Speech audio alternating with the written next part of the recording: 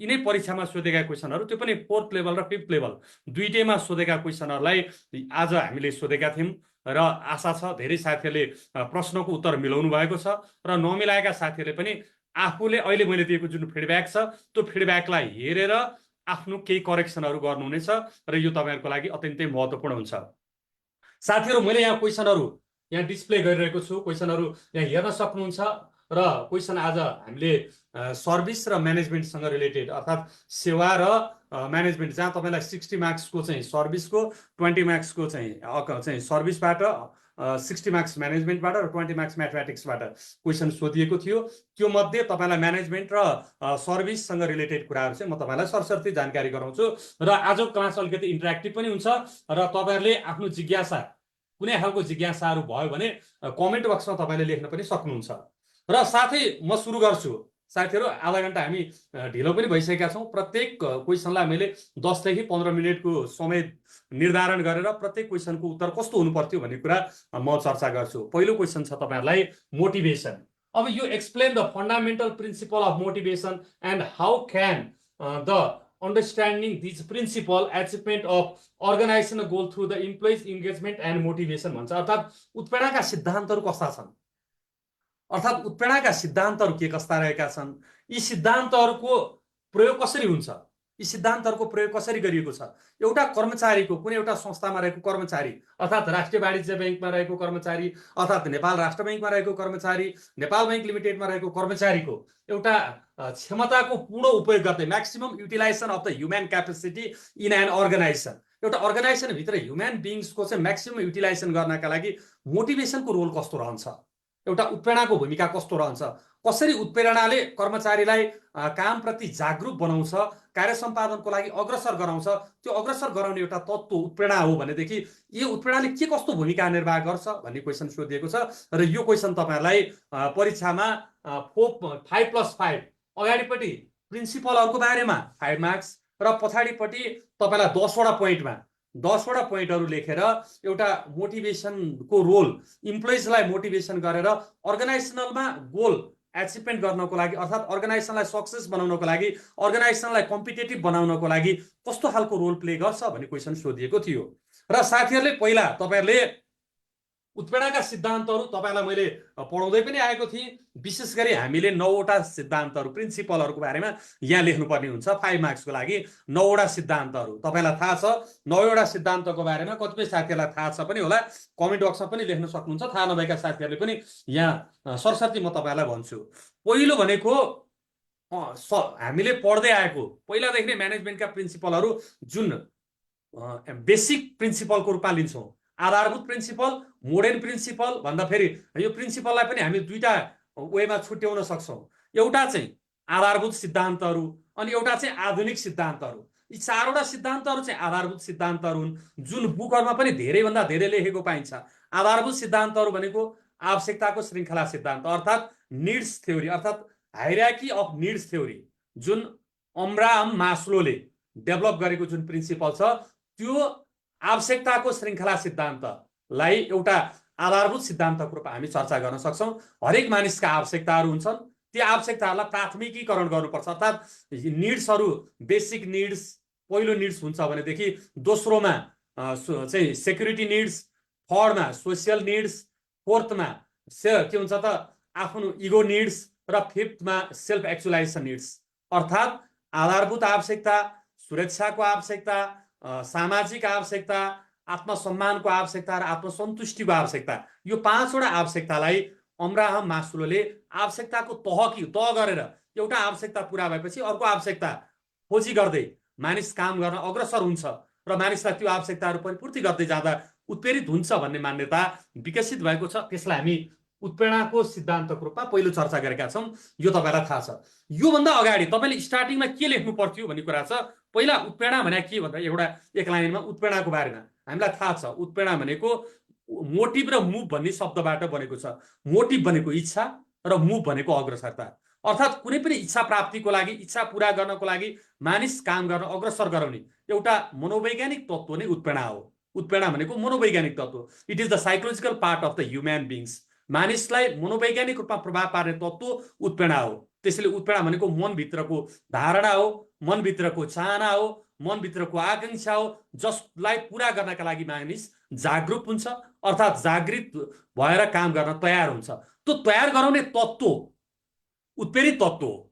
उत्प्रेरणा जगाउनको लागि अर्थात् काम गरौँ गरौँ भन्नका लागि जागृत गराउने तत्त्व जुन उत्प्रेरित तत्त्व छ त्यो मानिसको चाहना हो, त्यो आवश्यकता हो, त्यो चाहना आवश्यकता।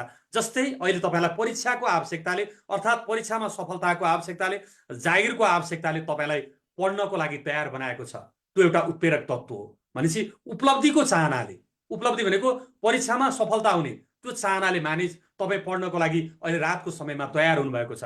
त्यसैले विल डु फ्याक्टर अर्थात् विल भनेको इच्छा, डु भनेको गर्नु फ्याक्टर अर्थात् इच्छा जगाउने तत्त्व नै उत्प्रेरणा हो। मानिसलाई काम गर्नका लागि इच्छा जगाउने तत्त्वलाई हामी उत्प्रेरणा भन्दछौँ। अनि उत्प्रेरणा सकारात्मक पनि हुन्छ, उत्प्रेरणा नकारात्मक पनि हुन्छ। कतिपय इच्छा जगाउने तत्त्व डर त्रासले जागृत हुन्छ भनेदेखि कतिपय उत्प्रेरित गर्ने तत्त्व चाहिँ स्वप्रेरित अर्थात् आफै भित्रदेखि जागेर आउँछ। त्यसैले भित्रदेखि जागृत भएको तत्त्वलाई हामी सकारात्मक उत्प्रेरणा भन्दछौँ। त्यसरी कसैको दबाव र प्रभावले यदि इच्छा जागृत छ भने त्यस्तो खालको उत्प्रेरणालाई चाहिँ नकारात्मक उत्प्रेरणाको रूपमा हामी चर्चा गर्न सक्छौँ। त्यसैले उत्प्रेरित गर्ने तत्त्व या मैले सिद्धान्तको बारेमा तपाईँहरूले लेखेका कुरालाई चर्चा गर्ने क्रममा यहाँ तपाईँले के लेख्नुभयो त भन्ने कुरामा यो जति पनि सिद्धान्तहरू छन्, मोटिभेसन सम्बन्धी जति पनि प्रिन्सिपलहरू छन्, ती प्रत्येक प्रिन्सिपलहरूले एउटा एजम्सनको रूपमा अर्थात् एजम्सन भनेको एउटा मान्यताको रूपमा उत्प्रेरित गर्ने तत्त्वहरूको बारेमा चर्चा गरेका छन्। त्यसैले के तत्त्वले मानिसलाई उत्प्रेरित गर्छ त, मोटिभेसनल फ्याक्टर के हो भन्ने कुरामा हरेक सिद्धान्तहरूले चर्चा गरेका छन्।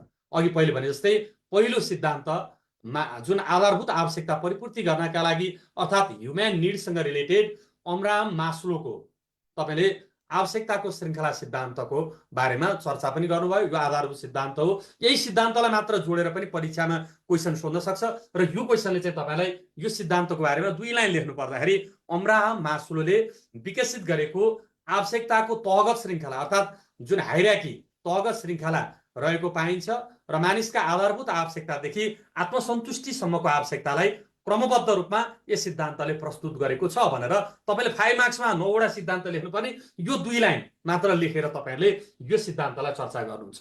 त्यसैगरी दोस्रो सिद्धान्त छ 2 तत्त्वको सिद्धान्त हर्जबर्ग। हर्जबर्गले 2 फ्याक्टर इङ्ग्लिसमा यसलाई 2 फ्याक्टर थ्योरी भन्छ।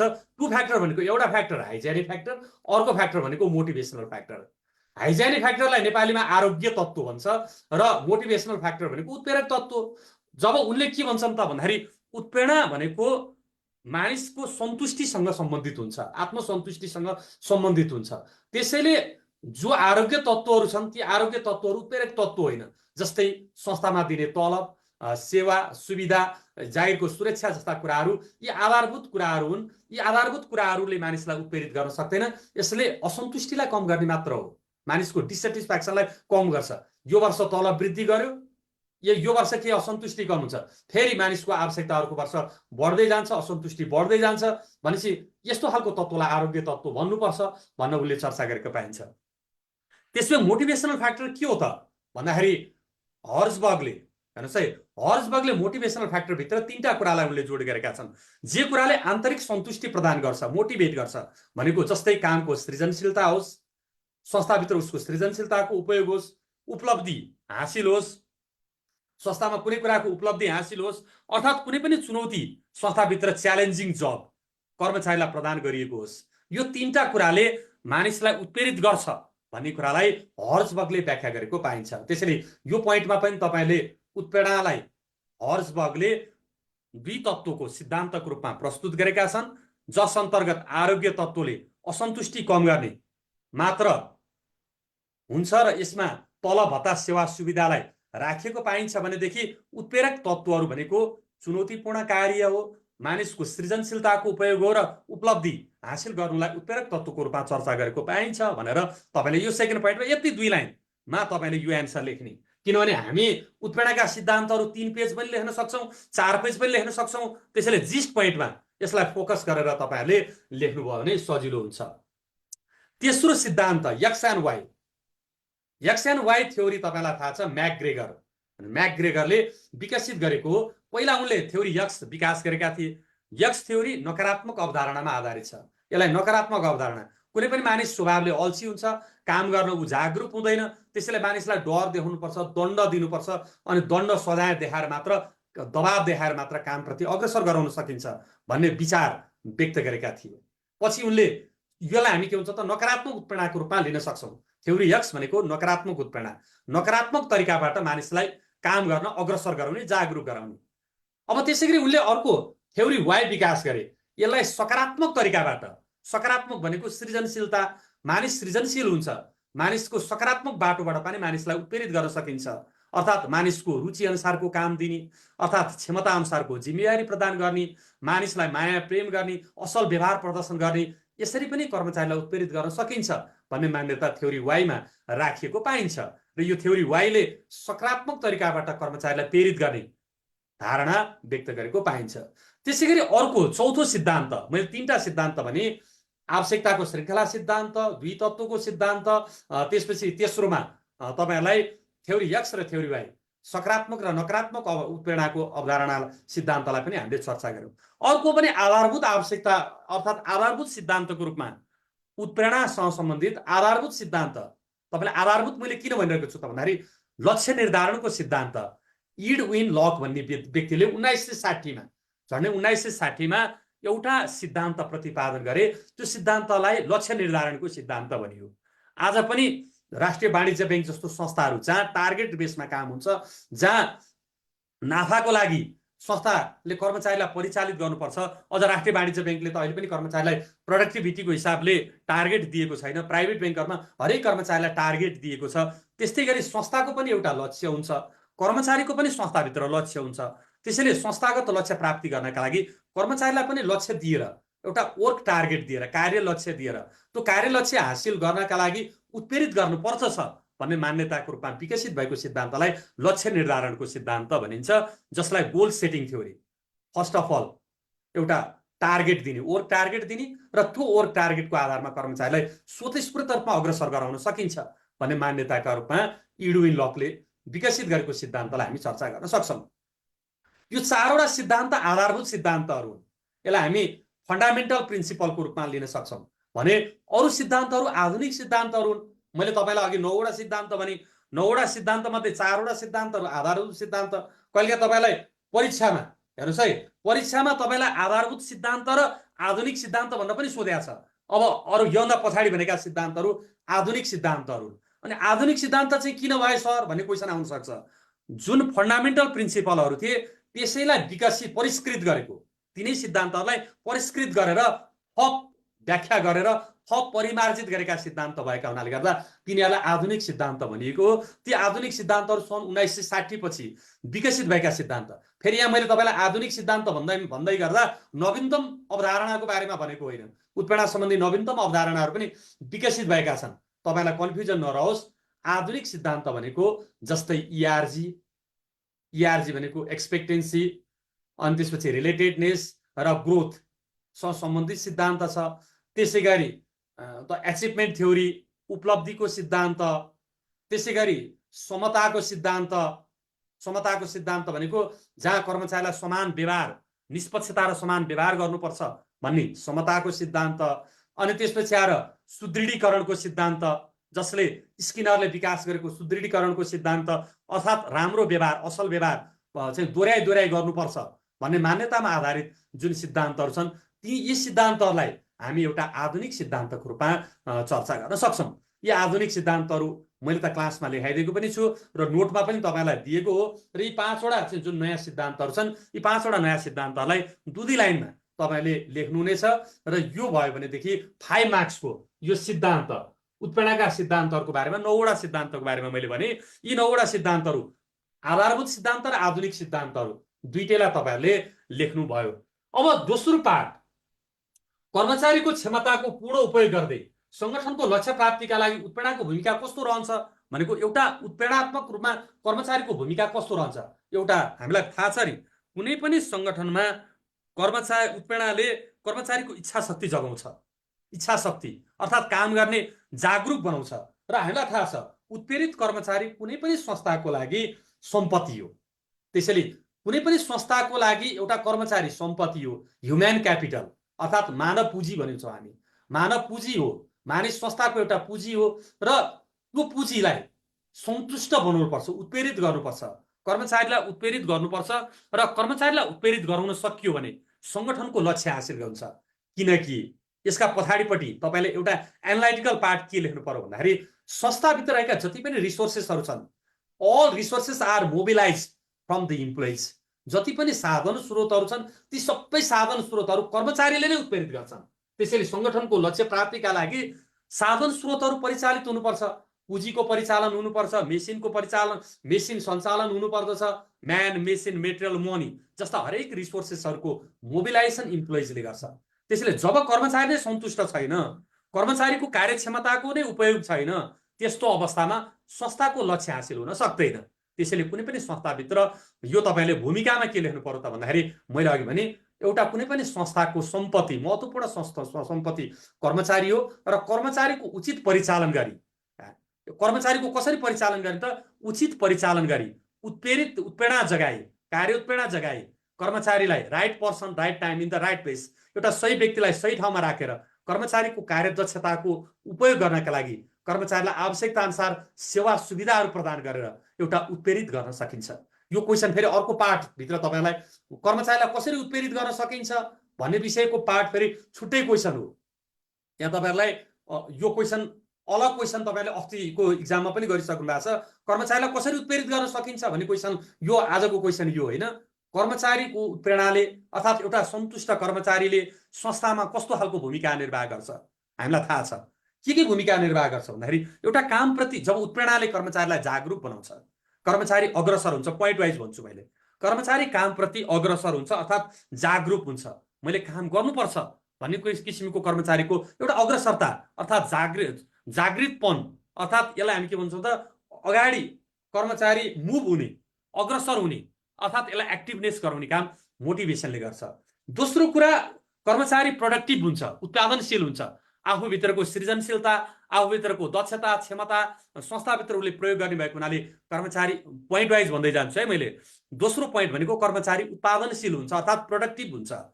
तेस्रो भनेको कर्मचारी संस्थाप्रति कमिटेड अर्थात् प्रतिबद्ध हुन्छ। जब उत्प्रेरित भएको कर्मचारी के हुन्छ त संस्थाप्रति खुसी हुन्छ, सेन्स अफ ओनरसिप, यो मेरो संस्था हो, यो संस्थाले मलाई केही दिएको छ र मैले पनि यो संस्थालाई केही दिनुपर्छ भन्ने भावना कर्मचारीमा जागृत हुन्छ। त्यसलाई हामी के भन्छौँ त एउटा इम्प्लोइज कमिटमेन्ट। यो अर्को उत्प्रेरणाले कर्मचारीमा कस्तो खालको भूमिका निर्वाह गर्छ त भन्दाखेरि कर्मचारी संस्थामा प्रतिबद्ध अर्थात् कमिटेड हुन्छ। चौथो पोइन्ट कर्मचारी अनुशासित पनि हुन्छ। उत्प्रेरित भएको कर्मचारी यो संस्थाको नियमभित्र रहेर मैले काम गर्नुपर्छ, फाइनेन्सियल डिसिप्लिन मेन्टेन गर्ने अर्थात् चाहिँ एउटा वर्क डिसिप्लिन, हरेक कुराको डिसिप्लिन मेन्टेन पनि हुन्छ। कर्मचारी एउटा अनुशासित पनि हुने काम गर्छ। त्यसले उत्प्रेरणाको भूमिका हेर्नुहोस् त कर्मचारीलाई अनुशासित पनि बनाउँदो रहेछ। त्यसै गरी कर्मचारी नैतिकवान पनि हुन्छ, एउटा मोरल, संस्थाप्रति जिम्मेवार हुन्छ नैतिक रूपले। नैतिक भनेको त मैले के गर्नुहुन्छ र मैले के गर्नु हुँदैन भन्ने कुरा छुटाउने, एउटा भित्रबाट मानिसको प्रेरणा जाग्ने कुरा हो नैतिकता भनेको कुरा। त्यसैले नैतिकता भनेको एउटा इमान्दारिता हो, नैतिकता भनेको आफ्नो संस्थाप्रतिको वफादारीपन हो। त्यसैले कर्मचारी नैतिकवान पनि उत्प्रेरणाले गराउँछ। त्यसै गरी अर्को परिवर्तित हुन्छ, चेन्ज समयअनुसार। जब उत्प्रेरणा हुन्छ, उत्प्रेरणा भएपछि मान्छेमा काम गर्ने इच्छा जाग्छ, इच्छा जागेपछि ऊ परिवर्तित हुन्छ, रेडिनेस टु चेन्ज, ऊ परिवर्तनका लागि तत्पर हुन्छ। संस्थाभित्र कर्मचारी परिवर्तन, कुनै नयाँ नियम लिएर आओस् केही छैन, नयाँ खालको पोलिसी लिएर आओस् केही छैन, नयाँ खालको चाहिँ स्किम लिएर आओस् काम केही छैन, किनभने उत्प्रेरित छ, ऊ सकारात्मक छ कामप्रति भनेदेखि ऊ परिवर्तनका लागि पनि कर्मचारी संस्थाभित्र तयार हुन्छ। र त्यसै गरी अर्को कर्मचारी सन्तुष्टि, सेटिस्फ्याक्सन। कर्मचारीमा जब उत्प्रेरणा हुन्छ, उत्प्रेरणाको भूमिका भनेको कर्मचारीमा एउटा कार्य सन्तुष्टि पनि जाग्दछ। अन्तिममा सन्तुष्टि हो, आत्मसन्तोष हो। आत्मसन्तोष भनेको मनभित्र मानिसले गर्व फिल गर्छ, प्राइड फिल गर्छ, सन्तुष्टि व्यक्त गर्छ। यो हर्जबर्गले भनेको कुरा पनि मैले तपाईँलाई अघि भने नि, मोटिभेसनल फ्याक्टर भनेको सन्तुष्टिसँग सम्बन्धित छ भनेर उसले पनि चर्चा गरेको पाइन्छ। त्यसै गरी कर्मचारी सन्तुष्टि हुन्छ, अर्को चुनौतीको स्वीकार गर्छ। संस्थाभित्र हरेक किसिमका चुनौतीहरू आउँछन्, दैनिक किसिमका चुनौतीहरू आउँछन्, यस्ता खालका चुनौतीहरूलाई स्वीकार गर्ने काम पनि कर्मचारीले गर्छ। त्यसै गरी कर्मचारी सृजनशील पनि हुन्छ। अघि मैले भने एउटा प्रोडक्टिभ हुने, ऊभित्रको सृजनशीलता, ऊभित्रको दक्षता क्षमता जुन छ त्यो सृजनशीलताको प्रयोग गर्नका लागि कर्मचारी तयार पनि हुन्छ। अर्को कर्मचारीको क्षमताको अधिकतम उपयोग, म्याक्सिमम युटिलाइजेसन। यो क्वेसनले पनि भन्छ पूर्ण क्षमता, कर्मचारीको क्षमताको पूर्ण उपयोग हुन्छ जब उत्प्रेरित कर्मचारी छ, सधैँ ऊ जागरुक हुन्छ, कर्तव्यनिष्ठ हुन्छ र अर्गनाइजेसन प्रति ऊ सकारात्मक पछि maximum utilisation of the human capacity, संस्थाभित्र कर्मचारीको दक्षता र क्षमताको अधिकतम उपयोग हुन्छ र सङ्गठनलाई प्रतिस्पर्धी बनाउँछ, एउटा अर्गनाइजेसनलाई कम्पिटेटिभ बनाउँदछ, सङ्गठनप्रति विश्वासको वातावरण बन्दछ। त्यसैले हेर्नुहोस् त, मैले 10 वटा पोइन्ट तपाईँलाई भने एउटा सङ्गठनको लक्ष्य प्राप्तिका लागि उत्प्रेरणाको भूमिका कस्तो हुँदो रहेछ। एउटा कर्मचारीको कार्य सन्तुष्टि बढाउने, कर्मचारी सङ्गठनप्रति प्रतिबद्ध बन्ने अनि सङ्गठनप्रति सृजनशील बन्ने, एउटा निरन्तर रूपमा सङ्गठनप्रति आफ्नोपन संस्थामा देखाउने, यी समग्र पक्ष उत्प्रेरणासँग जोडिएको हुन्छ। त्यसैले कुनै पनि सङ्गठनभित्र कर्मचारीको क्षमताको अधिकतम उपयोग गर्नका लागि कर्मचारीको मनोभावना बुझेर कर्मचारीलाई उपयुक्त तरिकाबाट उत्प्रेरित गर्नुपर्छ। जब कर्मचारी उत्प्रेरित हुन्छ त्यो सङ्गठनको एउटा महत्त्वपूर्ण सम्पत्ति हो, यसलाई कुशल रूपमा परिचालन गर्न सकिन्छ। जब कर्मचारी कुशल रूपमा परिचालित हुन्छ त्यस्तो अवस्थामा सङ्गठनको लक्ष्य हासिल हुन सक्छ। यो चाहिँ तपाईँले निष्कर्ष यसरी लेख्नुभयो भने जब कर्मचारी उत्प्रेरित हुन्छ, उत्प्रेरित कर्मचारीलाई सङ्गठनभित्र कार्य सम्पादनको लागि प्रभावकारी तरिकाबाट परिचालन गर्न सकिन्छ। जब कर्मचारी प्रभावकारिताबाट परिचालित हुन्छ त्यस्तो अवस्थामा सङ्गठनको लक्ष्य हासिल हुन्छ भनेर यसरी निष्कर्ष लेख्नुभयो भने यो पहिलो क्वेसनको एन्सर हुन्छ। अब साथीहरूले फर्स्ट क्वेसन त बुझिहाल्नुभयो। हामीले अर्को क्वेसन के सोधेका थियौँ त भन्दाखेरि सबै क्वेसनलाई मैले भनेको छु हरेक क्वेसनलाई 10 देखि 15 मिनट म दिएर तपाईँलाई चर्चा गर्छु। सायद पहिलो क्वेसन साथीहरू सबै क्लियर हुनुभयो मलाई लाग्छ। पहिलो सिद्धान्तको बारेमा लेख्नुभयो, दोस्रो उत्प्रेरणाको भूमिका कस्तो रहन्छ भन्ने कुरा, एउटा मानिसलाई प्रभावित पार्ने कुरालाई जोडेर तपाईँले क्वेसनको उत्तर दुईटा बीच सन्तुलन मिलाएर लेख्नुभयो र अन्तिममा निष्कर्ष पनि लेख्नुभयो। र केही जिज्ञासा छ भने कमेन्ट बक्समा पनि तपाईँले लेख्न सक्नुहुन्छ र मैले तपाईँलाई सर यसको उत्तर कस्तो हुनु पर्थ्यो भन्ने जानकारी गराएँ। केही कुरा एकजनाले सोध्नु भएको छ, सर डेटहरू पनि लेख्नु पर्ला कि? यस्तो डेटहरू लेखिरहनु जरुरी छैन। क्वेसन अनुसार एउटा मात्र इन्डिभिजुअल, जस्तै तपाईँको कहिलेकाहीँ क्वेसन सोध्यो तपाईँको उत्प्रेरणा सम्बन्धी आवश्यकताको श्रृङ्खला सिद्धान्त हायरार्की मोटिभेसनको बारेमा मात्र सोध्यो भने त्यस्तो अवस्थामा डेट लेख्ने हो, अर्थात् 2 फ्याक्टर थ्योरीको बारेमा मात्र सोध्यो त्यति बेला डेट लेख्ने हो, नत्र भने अरू अवस्थामा डेट लेखिरहनु जरुरी छैन। सेकेन्ड क्वेसन लान्छु मैले। पहिला तपाईँलाई क्वेसन बुझाउँछु। संसारका अवरोधहरू के कस्ता रहेका छन्? सङ्गठनमा सञ्चार व्यवस्थापनलाई कसरी प्रभावकारी बनाउन सकिन्छ? साथीहरू, एउटा सञ्चारको अवरोध कुनै पनि संस्थाभित्र सञ्चार भने के हो त? हामीलाई थाहा छ, सञ्चार भनेको सूचना वा सन्देश एउटा आदान प्रदान गर्नु हो प्रेषक र प्रापक बीच, अर्थात् एउटा पक्षबाट अर्को पक्ष बीच सूचना वा सन्देशहरू आदान प्रदान हुन्छ, हस्तान्तरण हुन्छ भने त्यसलाई हामी सञ्चार भन्छौँ। मेरा मनका कुरा तपाईँको मनसँग पुग्नु, मेरा मस्तिष्कका विचारहरू तपाईँको मस्तिष्कसम्म पुग्नु, तपाईँ र मेरो बीचमा यो मेरा विचारहरू तपाईँको मस्तिष्कसम्म पुर्याउनका लागि एउटा माध्यम, अहिले अनलाइन माध्यम, अर्थात् अहिले हाम्रो यो लाइभ क्लास भइरहेको छ, यो लाइभ यो डिजिटल प्रोसेस छ, यो तपाईँलाई हामीलाई एउटा नेटवर्किङ प्रोसेसबाट तपाईँलाई पुगिरहेको छ, यो एउटा सञ्चारको माध्यम हो। यसरी सञ्चार भनेको एउटा माध्यम हो। सूचना वा सन्देशहरू एउटाबाट अर्कोमा हस्तान्तरण गर्ने अनि अर्कोसँग पुग्ने अनि अर्कोले बुझे नबुझेको फेरि प्रतिक्रिया दिने, त्यसैले दुईटा पक्ष बीच सूचना वा सन्देशहरू निरन्तर रूपमा आदान प्रदान भइरहन्छ। यसलाई हामी सञ्चार प्रणाली भन्दछौँ। एउटा कम्युनिकेसन प्रोसेस जहाँ सञ्चार प्रक्रिया छ, त्यो सञ्चार प्रक्रियामा प्रेषक र प्रापक अर्थात् सेन्डर र receiver exchange the information between the receiver and sender. सेन्डरले इन्फर्मेसन फ्लो गर्छ, रिसिभरले प्राप्त गर्छ, फेरि उसले फिडब्याक दिन्छ। यसरी निरन्तर रूपमा सञ्चार भनेको चलिरहन्छ। यो एउटा पार्ट, अगाडिपट्टिको पार्ट सञ्चार के हो। तर सञ्चार सूचना वा सन्देशहरू प्रवाह गर्ने क्रममा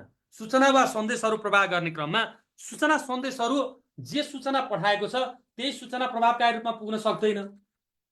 प्रेषकले पठाएका सूचना वा सन्देशहरू प्रापक समक्ष सजिलैसँग पुग्न सक्दैन, अथवा विभिन्न किसिमका चाहिँ नोइजेसहरू आउन सक्छन्, विभिन्न किसिमका बाधा अडचनहरू आउन सक्छन्, विभिन्न किसिमका बाधा अडचन जसले प्रेषकले पठाएको सन्देश प्रापक समक्ष पुग्दैन, पुगे पनि एउटा अर्थमा पठाएको छ अर्कै अर्थ लाग्छ।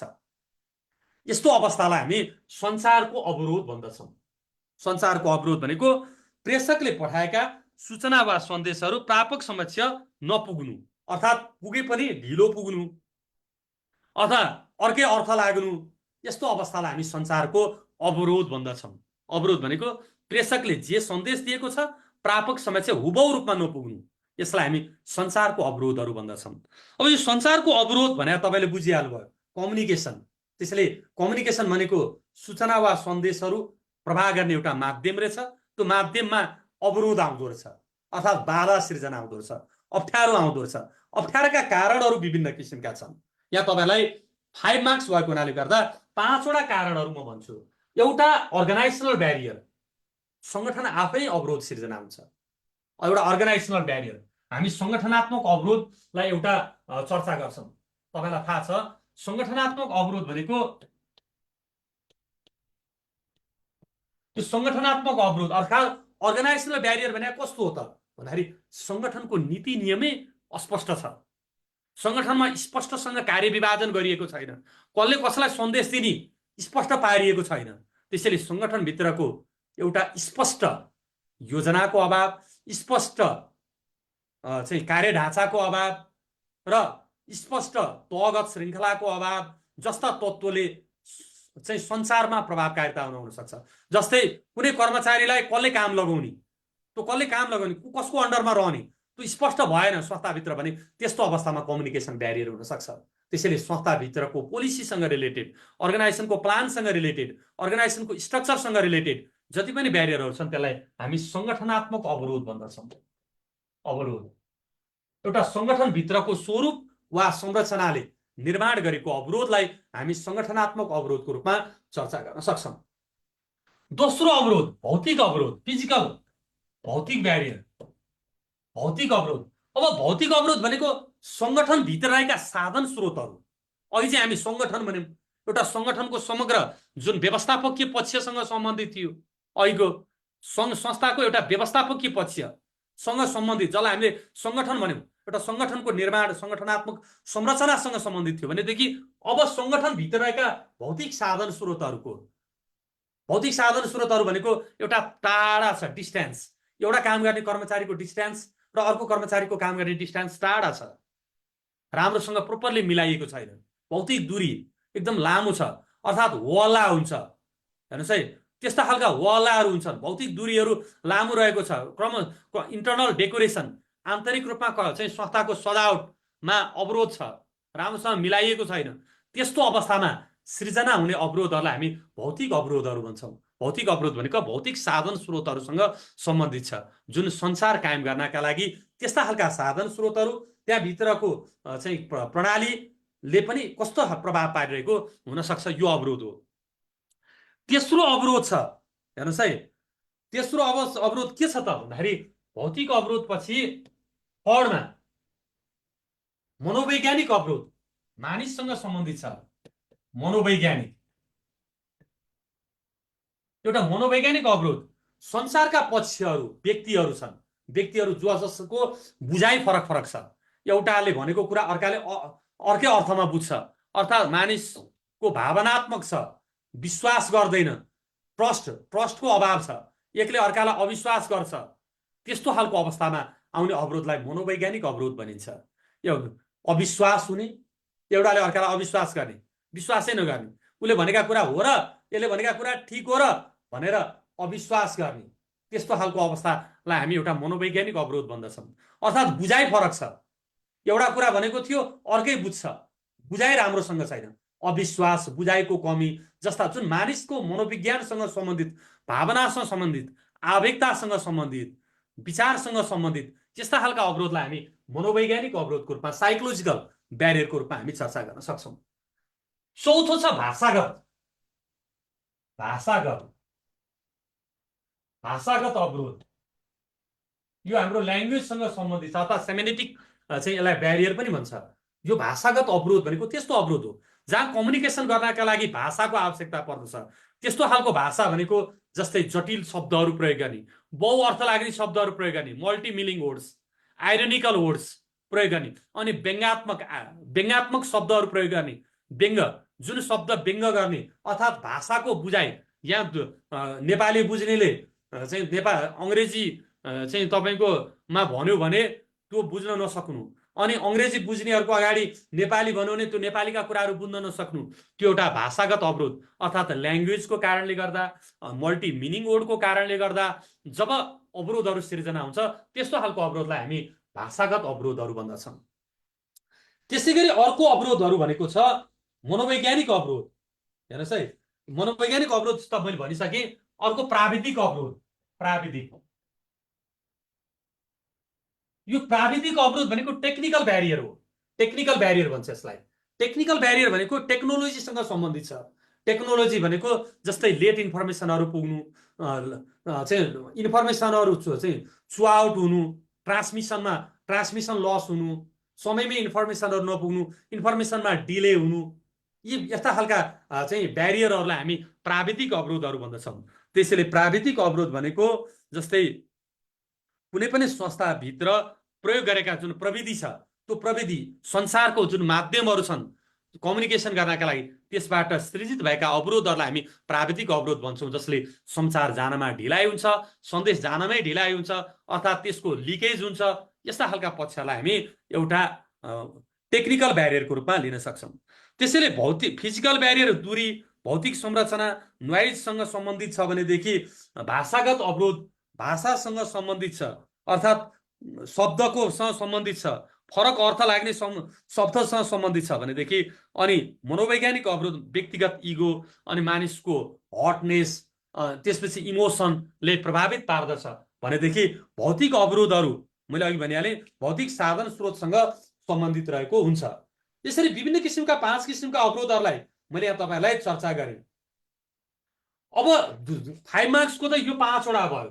योभन्दा पछाडिपट्टि हेर्नुहोस् है, explain the barrier of effective communication with an organisation, what strategy can be implemented, enhance the communication management, foster a more collaborative work environment.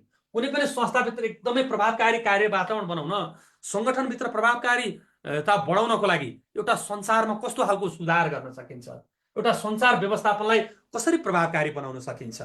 साथीहरूले के लेख्नुभयो कमेन्ट बक्समा, तपाईँले यो उत्तर के लेख्नुभयो? एउटा संसारलाई प्रभावकारी बनाउने उपाय के होला त? यसको रणनीति के होला? संसारलाई व्यवस्थित गराउने एउटा प्रभावकारी उपाय के हुन सक्छ होला? कमेन्ट बक्समा पनि लेख्नुहोस्। जो साथीहरूले आज परीक्षामा लेख्नु भएको छ, परीक्षामा लेख्ने साथीहरूले चाहिँ कमेन्ट बक्समा पनि लेख्न सक्नुहुन्छ। तपाईँले के उत्तर लेख्नुभयो त? तपाईँले के उत्तर लेख्नुभयो? जस्तो 10 वटा पोइन्ट भन्नुहोस् अथवा 2-3टा पोइन्ट मात्र भने पनि हुन्छ। तपाईँले कमेन्ट बक्समा पनि लेख्दै जानुहोस्। हो, ब्यारियर्स हटाउने पक्कै पनि यिनै प्रत्येक ब्यारियरहरूबाट तपाईँले यी जति पनि अवरोधहरू छन्, यी अवरोधहरूलाई हटाउने कुरा यी 5 वटा पोइन्ट यसैबाट लेख्नुभयो। सङ्गठनात्मक अवरोधलाई पनि हटाउनु पर्यो, भौतिक अवरोधलाई पनि हटाउनु पर्यो, मनोवैज्ञानिक अवरोधलाई पनि हटाउनु पर्यो, भाषागत अवरोधलाई पनि हटाउनु पर्यो, पक्कै पनि प्रभावकारी बनाउनको लागि। तर कसरी हटाउने त? हेर्नुहोस् है, कसरी हटाउने? के गर्यो भने हट्छ होला? के गर्यो भने यी अवरोधहरू हट्छन् होला?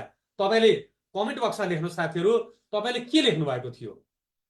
आफूले के लेख्नुभयो? टु द पोइन्ट, कुनै गफ गर्न जरुरी छैन, टु द पोइन्ट भन्नुहोस् त। के लेख्नुभयो? अब म यहाँ तपाईँहरूलाई भन्छु, साथीहरूले लेख्नुभयो होला, तपाईँले लेखेको कुरा कपीमै छ है, तपाईँले कपीमै छ हो भन्न पनि थाल्नुभयो। तर तपाईँले केबाट सुरु गर्नु पर्यो त भन्दाखेरि 1 मा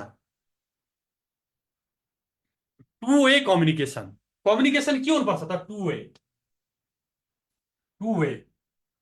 हुनु पर्यो। 2 वे भनेको दुईतर्फी हुनुपर्छ, दोहोरो सञ्चार हुनुपर्छ। एकरो सञ्चार भयो भने बुझेन थाहा हुँदैन। जस्तै मैले तपाईँलाई के लेख्नु हो भनेर सोधेँ नि, भनेको 2 वे। मैले यहाँ एकरो भनेर नि, अनि तपाईँले बुझेको कि नबुझेको कुनै प्रतिक्रिया नै आएन भने नि त्यो सञ्चार प्रभावकारी हुँदैन। त्यसैले सञ्चारको प्रभावकारिताको लागि सञ्चार दोहोरो हुनुपर्छ। एउटाले सूचना वा सन्देश दिने अनि अर्कोले बुझे नबुझेको प्रतिक्रिया दिने। पहिलो पोइन्ट भनेको सञ्चार जहिले पनि दोहोरो हुनुपर्छ, एकरो होइन, दोहोरो सञ्चार हुनुपर्दछ। दोस्रो, सञ्चारको लागि स्पष्ट नीति। एउटा संस्थाले एउटा स्पष्ट कार्यनीति बनाएको हुनुपर्छ प्रभावकारी सञ्चारको लागि। कस्तो खालको सञ्चार अवलम्बन गर्ने, ठाडो गर्ने कि होरिजेन्टल गर्ने कि भर्टिकल गर्ने कि अथवा डाउनवार्ड गर्ने कि अपवार्ड गर्ने एउटा संस्थाभित्र सञ्चार सम्बन्धी नीति स्पष्ट हुनुपर्छ, कसले कसलाई सञ्चार कायम गर्ने। तेस्रोमा एकीकृत सूचना प्रणाली, अर्थात् सूचना प्रवाह गर्दा ठाउँ ठाउँबाट सूचना दिने होइन, एउटै आधिकारिक माध्यमबाट सूचना प्रवाह गर्नुपर्छ। यसलाई इन्टिग्रेटेड कम्युनिकेसन सिस्टम भन्छ, इन्टिग्रेटेड कम्युनिकेसन सिस्टम। त्यो एकीकृत सूचना प्रणाली एउटा पोइन्टबाट एउटा ठाउँबाट सूचना प्रवाह गर्यो भने, हेर्नुहोस् त, एउटै ठाउँबाट सूचनाहरू प्रवाह गर्यो भने संस्थामा प्रभावकारी हुन्छ। जहाँबाट नि सूचना दिएको छ, जसले पनि भनेको छ भन्यो भनेदेखि संस्थाभित्र कार्य अन्योलता हुन्छ। त्यसैले प्रभावकारी सञ्चारको लागि एउटै बिन्दुबाट सूचना प्रवाह हुनुपर्छ, जसलाई हामी एमआइएस पनि भन्छौँ। त्यसैले व्यवस्थापन सूचना प्रणालीको प्रयोग गरिएको हुनुपर्छ। एकीकृत सूचना प्रणाली अर्थात् व्यवस्थापन सूचना प्रणालीको प्रयोग गरिएको हुनुपर्छ। यो अनि सूचना प्रवाह गर्ने एउटा आधिकारिक च्यानलको प्रयोग गरिएको हुनुपर्छ।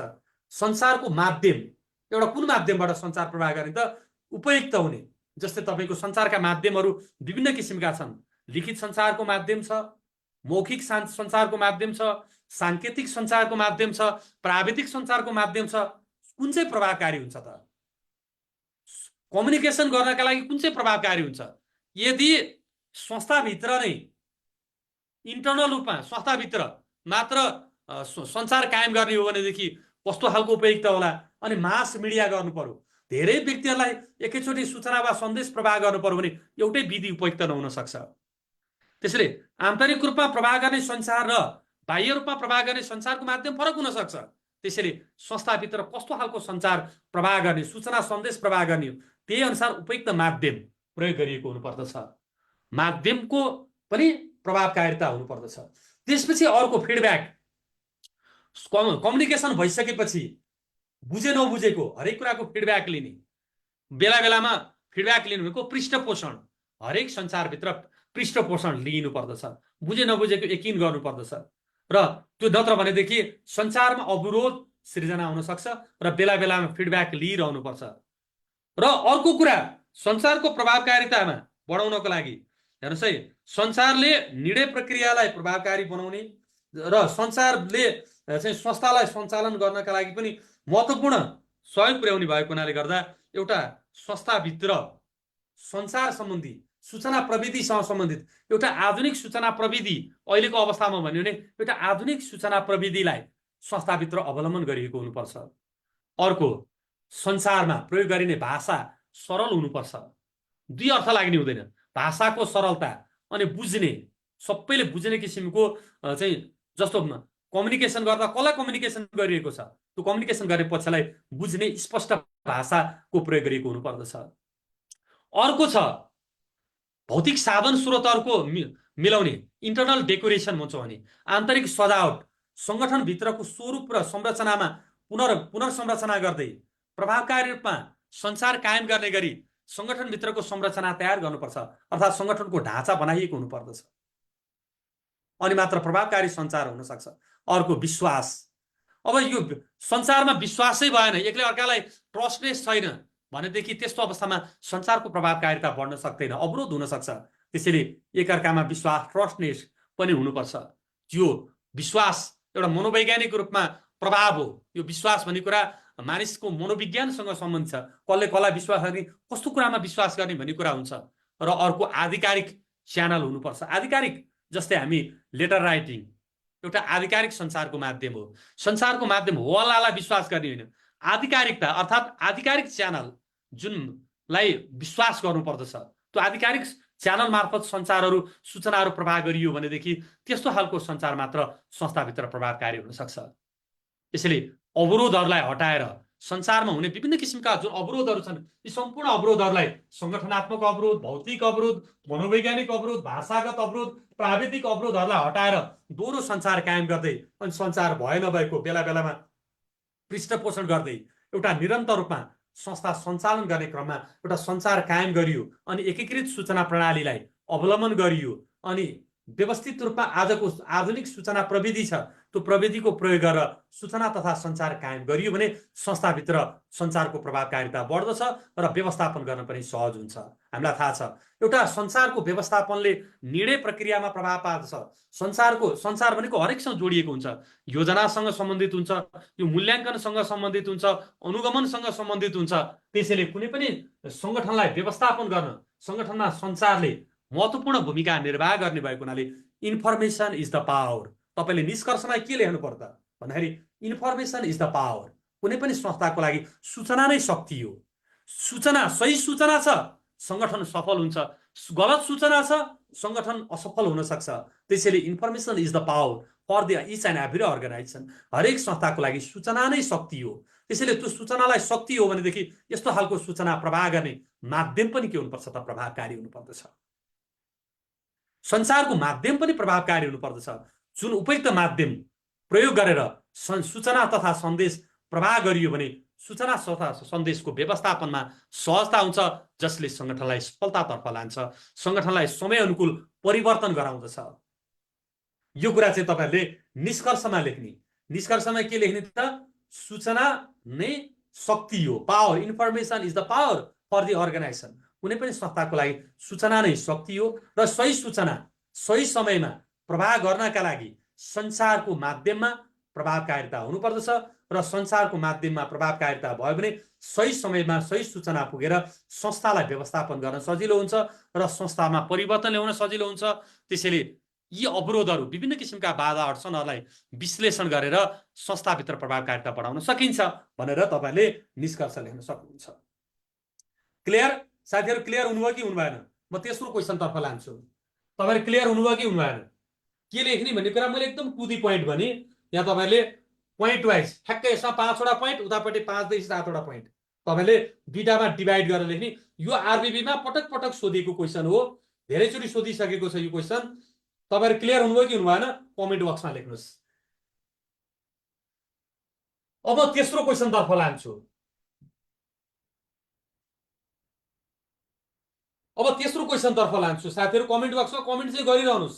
मैले तपाईँलाई कमेन्ट गरिरहनुहोस् भनेको छु। सुरेश सर खोजेर मलाई डाइरेक्टली कमेन्ट गरे हुन्छ।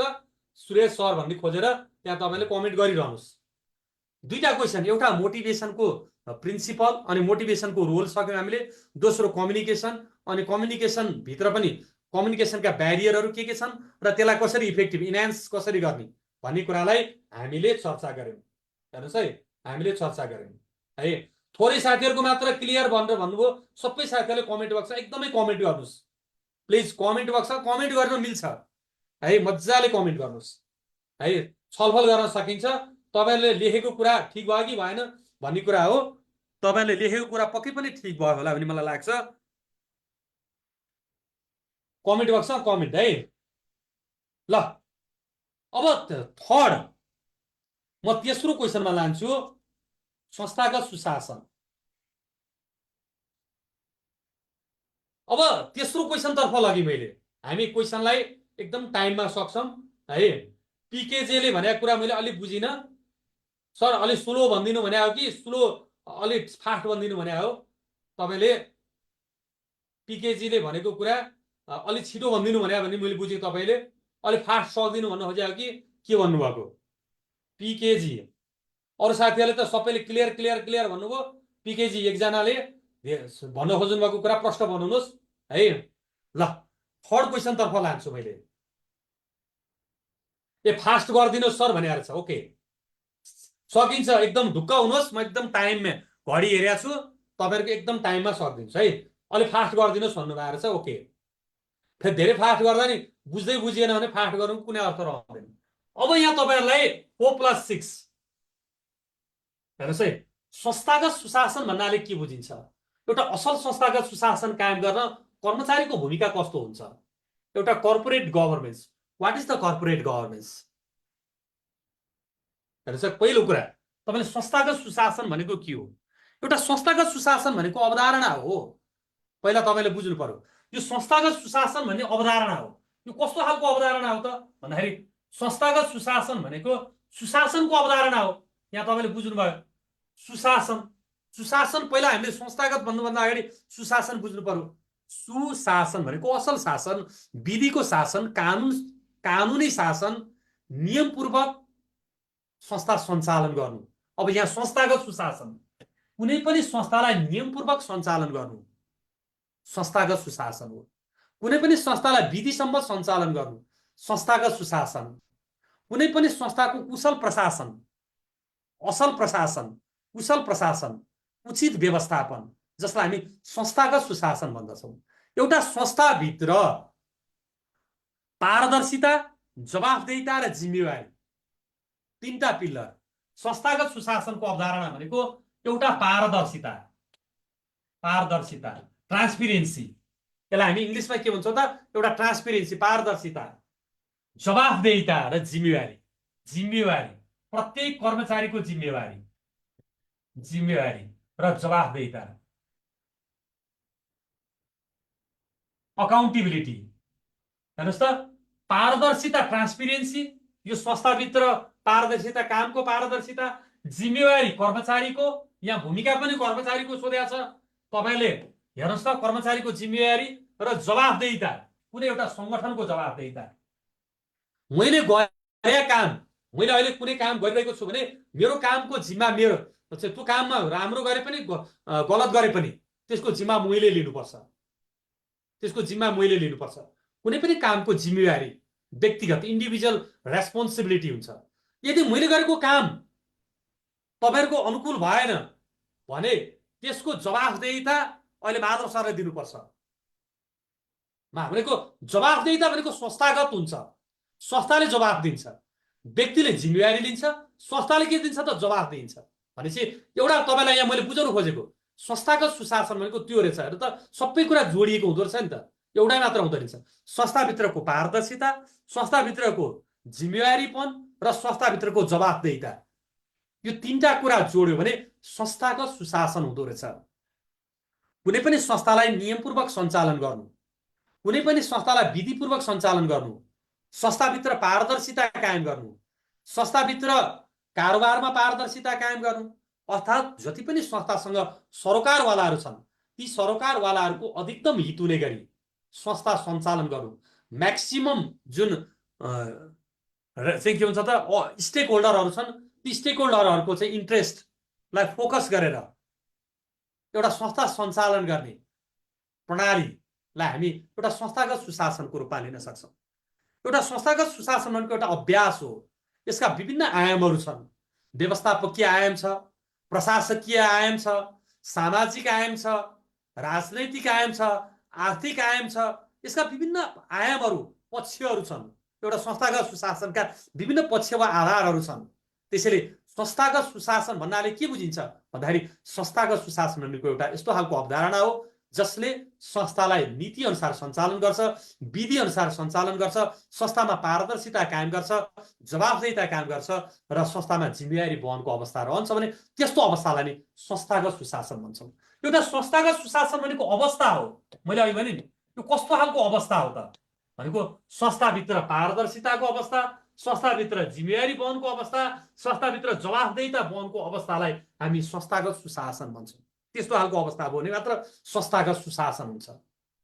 एउटा संगठन सञ्चालन नियमपूर्वक गर्नु, विधिपूर्वक चल्नु र हरेकले आफ्नो जिम्मेवारी वहन गर्ने अवस्थालाई नै हामी संस्थागत सुशासन भन्दछौँ। त्यसैले अवस्था भन्ने शब्द लेख्न नछुटौँ। कस्तो खालको अवस्था त भन्दाखेरि एउटा संस्थाभित्र पारदर्शिता, जवाफदेहिता, जिम्मेवारी सहित एउटा विधिको शासन, जसलाई हामी संस्थागत सुशासन भन्दछौँ। यसलाई हामीले बुझिहाल्नु भयो। ट्रान्सपेरेन्सी, एकाउन्टेबिलिटी एन्ड रेस्पोन्सिबिलिटी, यसलाई हामीले के भन्छ त, रुल बाई ल, रुल अफ ल। एउटा अर्गनाइजेसनभित्र रुल अफ ल, लले रुल गर्नु। गभर्नेन्स भनेको त्यो रुल अफ ल हो। रुल अफ ल जहाँ विधि अनुसार अर्गनाइजेसन चल्छ, अर्गनाइजेसन रुल एन्ड रेगुलेसनहरू हुन्छन्, ती रुल्स अनुसार अर्गनाइजेसनलाई गभर्न गर्नु, यसलाई इफेक्टिभ म्यानेजमेन्टको रूपमा हामी लिन सक्छौँ। यो संस्थागत सुशासन हो भने एउटा संस्थागत सुशासन कायम गर्न, कुनै पनि संस्थाभित्र संस्थागत सुशासन कायम गर्न कर्मचारीले चाहिँ के भूमिका निर्वाह गर्छ त? सेकेन्ड क्वेसन, तपाईलाई कुनै पनि संस्थाभित्र संस्थागत सुशासन कायम गर्न कर्मचारीले खेल्ने भूमिका चाहिँ के हुन्छ त? हामीले पहिला तपाईँले संस्थागत सुशासन त बुझ्नुभयो नि। भनेपछि संस्थागत सुशासन भने बुझियो हामीले एउटा असल शासन, कुनै पनि संस्थालाई नियमपूर्वक सञ्चालन गर्नुलाई नै संस्थागत सुशासन भनिन्छ। कुनै पनि संस्थालाई विधिपूर्वक सञ्चालन गर्नुलाई नै संस्थागत सुशासन भनिन्छ। एउटा असल प्रशासनलाई नै संस्थागत सुशासन भनिन्छ, जहाँ संस्थाभित्र पारदर्शिता हुन्छ, जहाँ संस्थाभित्र जवाफदेहिता हुन्छ, जहाँ संस्थाभित्र जवाफदेही के अरे जिम्मेवारी वहनको अवस्था हुन्छ, त्यसलाई नै संस्थागत सुशासन भनिन्छ। यसरी त लेख्न सकियो, हामीले लेख्यौँ। अब संस्थागत सुशासनमा एउटा कर्मचारीको भूमिका कस्तो हुन्छ त भनेको, कर्मचारी भनेको एउटा उच्च तहदेखि तल्लो तहसम्मका चाहिँ कर्मचारी, टप लेभल म्यानेजमेन्टदेखि लिएर लोयर लेभल म्यानेजमेन्ट, एउटा राष्ट्रिय वाणिज्य ब्याङ्कको चाहिँ सिइओ, एउटा कार्यकारी प्रमुखदेखि लिएर तल्लो तहको कर्मचारी, सञ्चालक समिति सबै छन्। तर सञ्चालक समिति त कर्मचारी होइन, ती सञ्चालकहरू हुन्। भनेदेखि तल रहेका उच्च तहका कर्मचारी र तल्लो तहका कर्मचारीलाई यो तपाईँले संस्थागत सुशासनमा कर्मचारीले वहन गर्नुपर्ने भूमिका कस्तो हुन्छ भन्ने विषयमा संस्थागत सुशासन सम्बन्धी नेपाल राष्ट्र बैङ्कको निर्देशन नम्बर 6 मा तपाईँले साथीहरूले हेर्नु भएको चाहिँ छैन। तपाईँले निर्देशन नम्बर 6 मा 6 नम्बरको जुन निर्देशन छ, त्यो निर्देशन नम्बर 6 मा कर्मचारीले वहन गर्नुपर्ने भूमिका के, सञ्चालकले वहन गर्नुपर्ने भूमिका के, अनि कार्यकारी प्रमुखले वहन गर्नुपर्ने भूमिका के हो त भन्ने विषयमा नेपाल राष्ट्र बैङ्कको निर्देशन नम्बर 6 ले स्पष्टसँग व्याख्या गरेको छ। पहिला तपाईँहरू क्वेसन कताबाट लेख्नुभयो, उत्तर कहाँबाट लेख्नुभयो, साथीहरूले त्यो कुरालाई ध्यान दिएर लेख्नुभयो कि लेख्नु भएन, कमेन्ट बक्समा लेख्नुहोस्। योभन्दा अगाडि तपाईँलाई थाहा थियो कि थिएन? मैले क्लासमा त भनेको थिएँ, क्लासमा यो पोइन्ट लेखाइदिए पनि थिएँ। साथीहरू क्लासमा हुँदाखेरि साथीहरूलाई यो सबै पोइन्टहरू मैले चाहिँ जानकारी पनि गराएको थिएँ। संस्थागत सुशासनको सम्बन्धमा नेपाल राष्ट्र बैङ्कको निर्देशनमा कर्मचारीको भूमिका, यहाँ आचार संहिता भन्ने शब्द लेखेर लेखेको छ।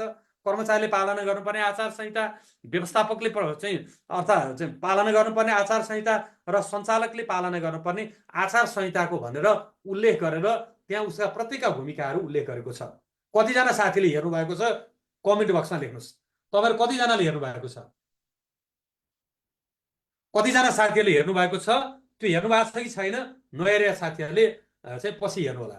अब कस्तो कस्तो खालको भूमिका रहन्छ त भन्दाखेरि, एउटा सङ्गठनको नीति नियमको पालना गराउने अर्थात् सङ्गठनको नीति नियमहरूको पालना गर्ने, जति पनि नीति नियमहरू छन् एउटा नीति नियमहरूको पालना गर्ने, नीति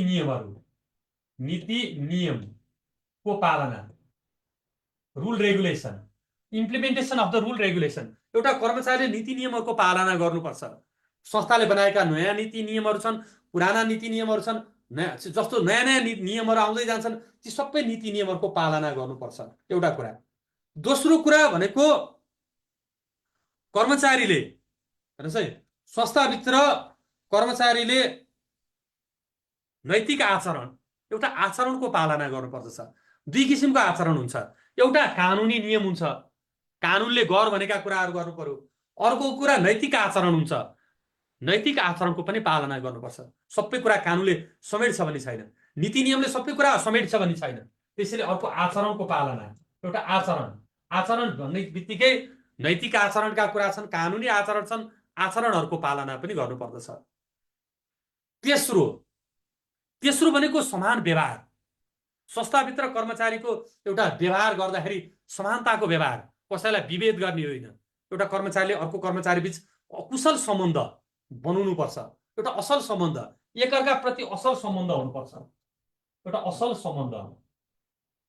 किनभने सबैजना कर्मचारीहरू संस्थाभित्र एउटा असल सम्बन्ध जसले औद्योगिक शान्ति कायम गर्छ, औद्योगिक कार्य वातावरण बनाउँदछ। त्यसैले अर्को भूमिका भनेको एउटा असल सम्बन्ध, एकले अर्कालाई रेस्पेक्ट गर्ने, यो कुशल गुड गभर्नेन्स भित्र तपाईको एउटा सेल्फ रेस्पेक्टको कुरा छ। एउटाले अर्कालाई गर्ने रेस्पेक्ट छ, एउटाले अर्कालाई गर्ने सहकार्य छ। एउटा चाहिँ तपाईको संस्थाभित्र प्रत्येकको आफ्नो पद हुन्छ, तह हुन्छ, त्यो हाइरार्की भित्र रहेर काम गर्नुपर्ने हुन्छ। तर पनि के हुन्छ त भन्दाखेरि एकले अर्कासँग गर्ने व्यवहारबाट एउटा सम्बन्ध स्थापित हुन्छ। आचरण र व्यवहार, विश्वास र व्यवहारबाट सम्बन्ध स्थापित हुने भएको हुनाले एउटा संस्थागत सुशासन कायम गर्न कर्मचारीको भूमिका भनेको एउटा असल सम्बन्ध र आचरण, त्यसपछि नीति नियमको पालना, र अर्को एउटा संगठनात्मक हितको लागि व्यक्तिगत स्वार्थ परित्याग गर्नुपर्छ। व्यक्तिगत स्वार्थको लागि काम गर्ने होइन, एउटा संस्थागत हित। अर्को भूमिका भनेको संस्थागत हित, संस्थागत हित,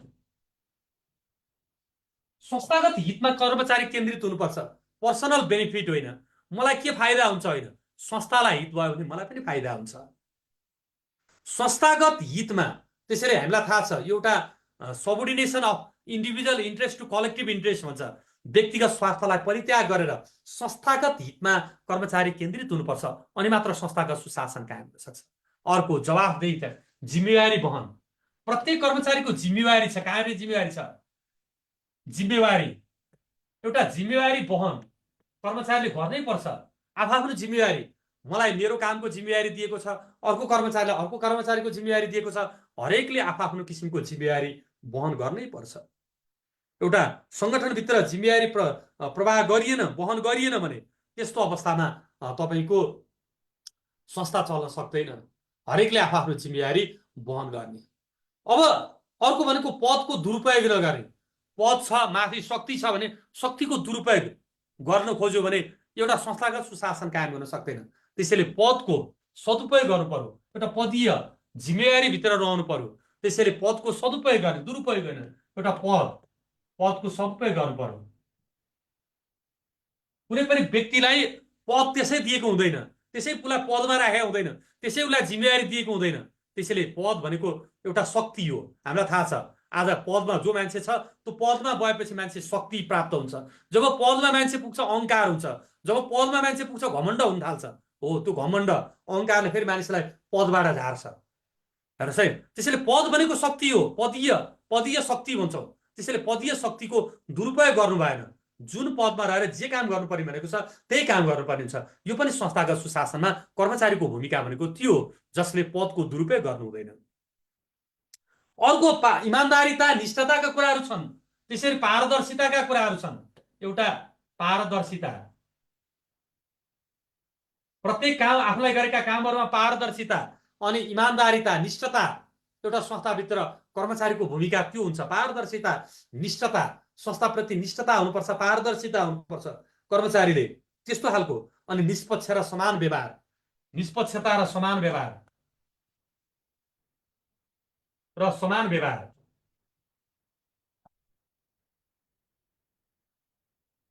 मैले यहाँ तपाईँलाई लेख्दै गएको छु। आचरणको पालना, हेर्नुहोस् है, यी पोइन्ट लेख्दै, नीति नियमको पालना, आचरणको पालना, असल सम्बन्ध बनाउने, संस्थागत हितका लागि काम गर्ने, जिम्मेवारीको वहन गर्ने, पदको सदुपयोग गर्ने, संस्थाभित्र पारदर्शिता, निष्ठता चाहिँ कायम गर्ने, अनि निष्पक्षता र समान व्यवहार गर्ने। यी सम्पूर्ण कुराहरू एउटा कर्मचारीले संस्थागत सुशासन कायम गर्नका लागि वहन गर्ने भूमिकाको रूपमा लिन सक्छौँ। सङ्गठनको गोपनीयता कायम गर्ने, सङ्गठनको गोपनीयता कायम गर्नुपर्छ।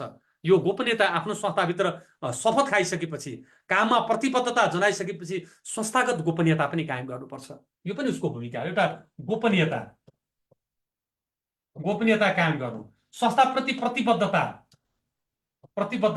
एउटा संस्थाभित्र म कमिटेड भएर काम गर्ने, जुन संस्थामा लागेको छ त्यही संस्थामा प्रतिबद्ध हुने, संस्थाको गोपनीयता चाहिँ कायम गर्ने। यो पनि संस्थागत सुशासन कायम गर्नका लागि चाहिँ रहन्छ। त्यसैले कानुन व्यक्तिगत लाभ भन्दा पनि संस्थागत लाभका लागि केन्द्रित हुने, मैले अहिले त्यो पोइन्ट भनिसकेको छु। त्यसैले संस्थाभित्र चाहिँ सरोकारवालाहरूको हित हुने गरी आफ्नो पदीय तहमा रहेर कर्मचारीले एउटा कुशल सम्बन्ध स्थापित गरेर संस्थागत सुशासनको पालना गर्न सक्छ। कर्मचारी नै हो संस्थाको हित चाहिँ संस्थाको हितको लागि पर्ने कर्मचारी हो। त्यसैले संस्थाको हित भयो भने कर्मचारीको पनि हित हुन्छ। एउटा संस्थागत सुशासनमा पारदर्शिता, आज हेर्नुहोस् त कतिपय संस्थाहरूमा एउटा संस्थागत सुशासनको कमीले गर्दा भ्रष्टाचारका कुराहरू भएका छन्, आर्थिक अनुशासनहीनताका कमी भइरहेका छन्, अनि नैतिक पतनका कामहरू भइरहेका छन्।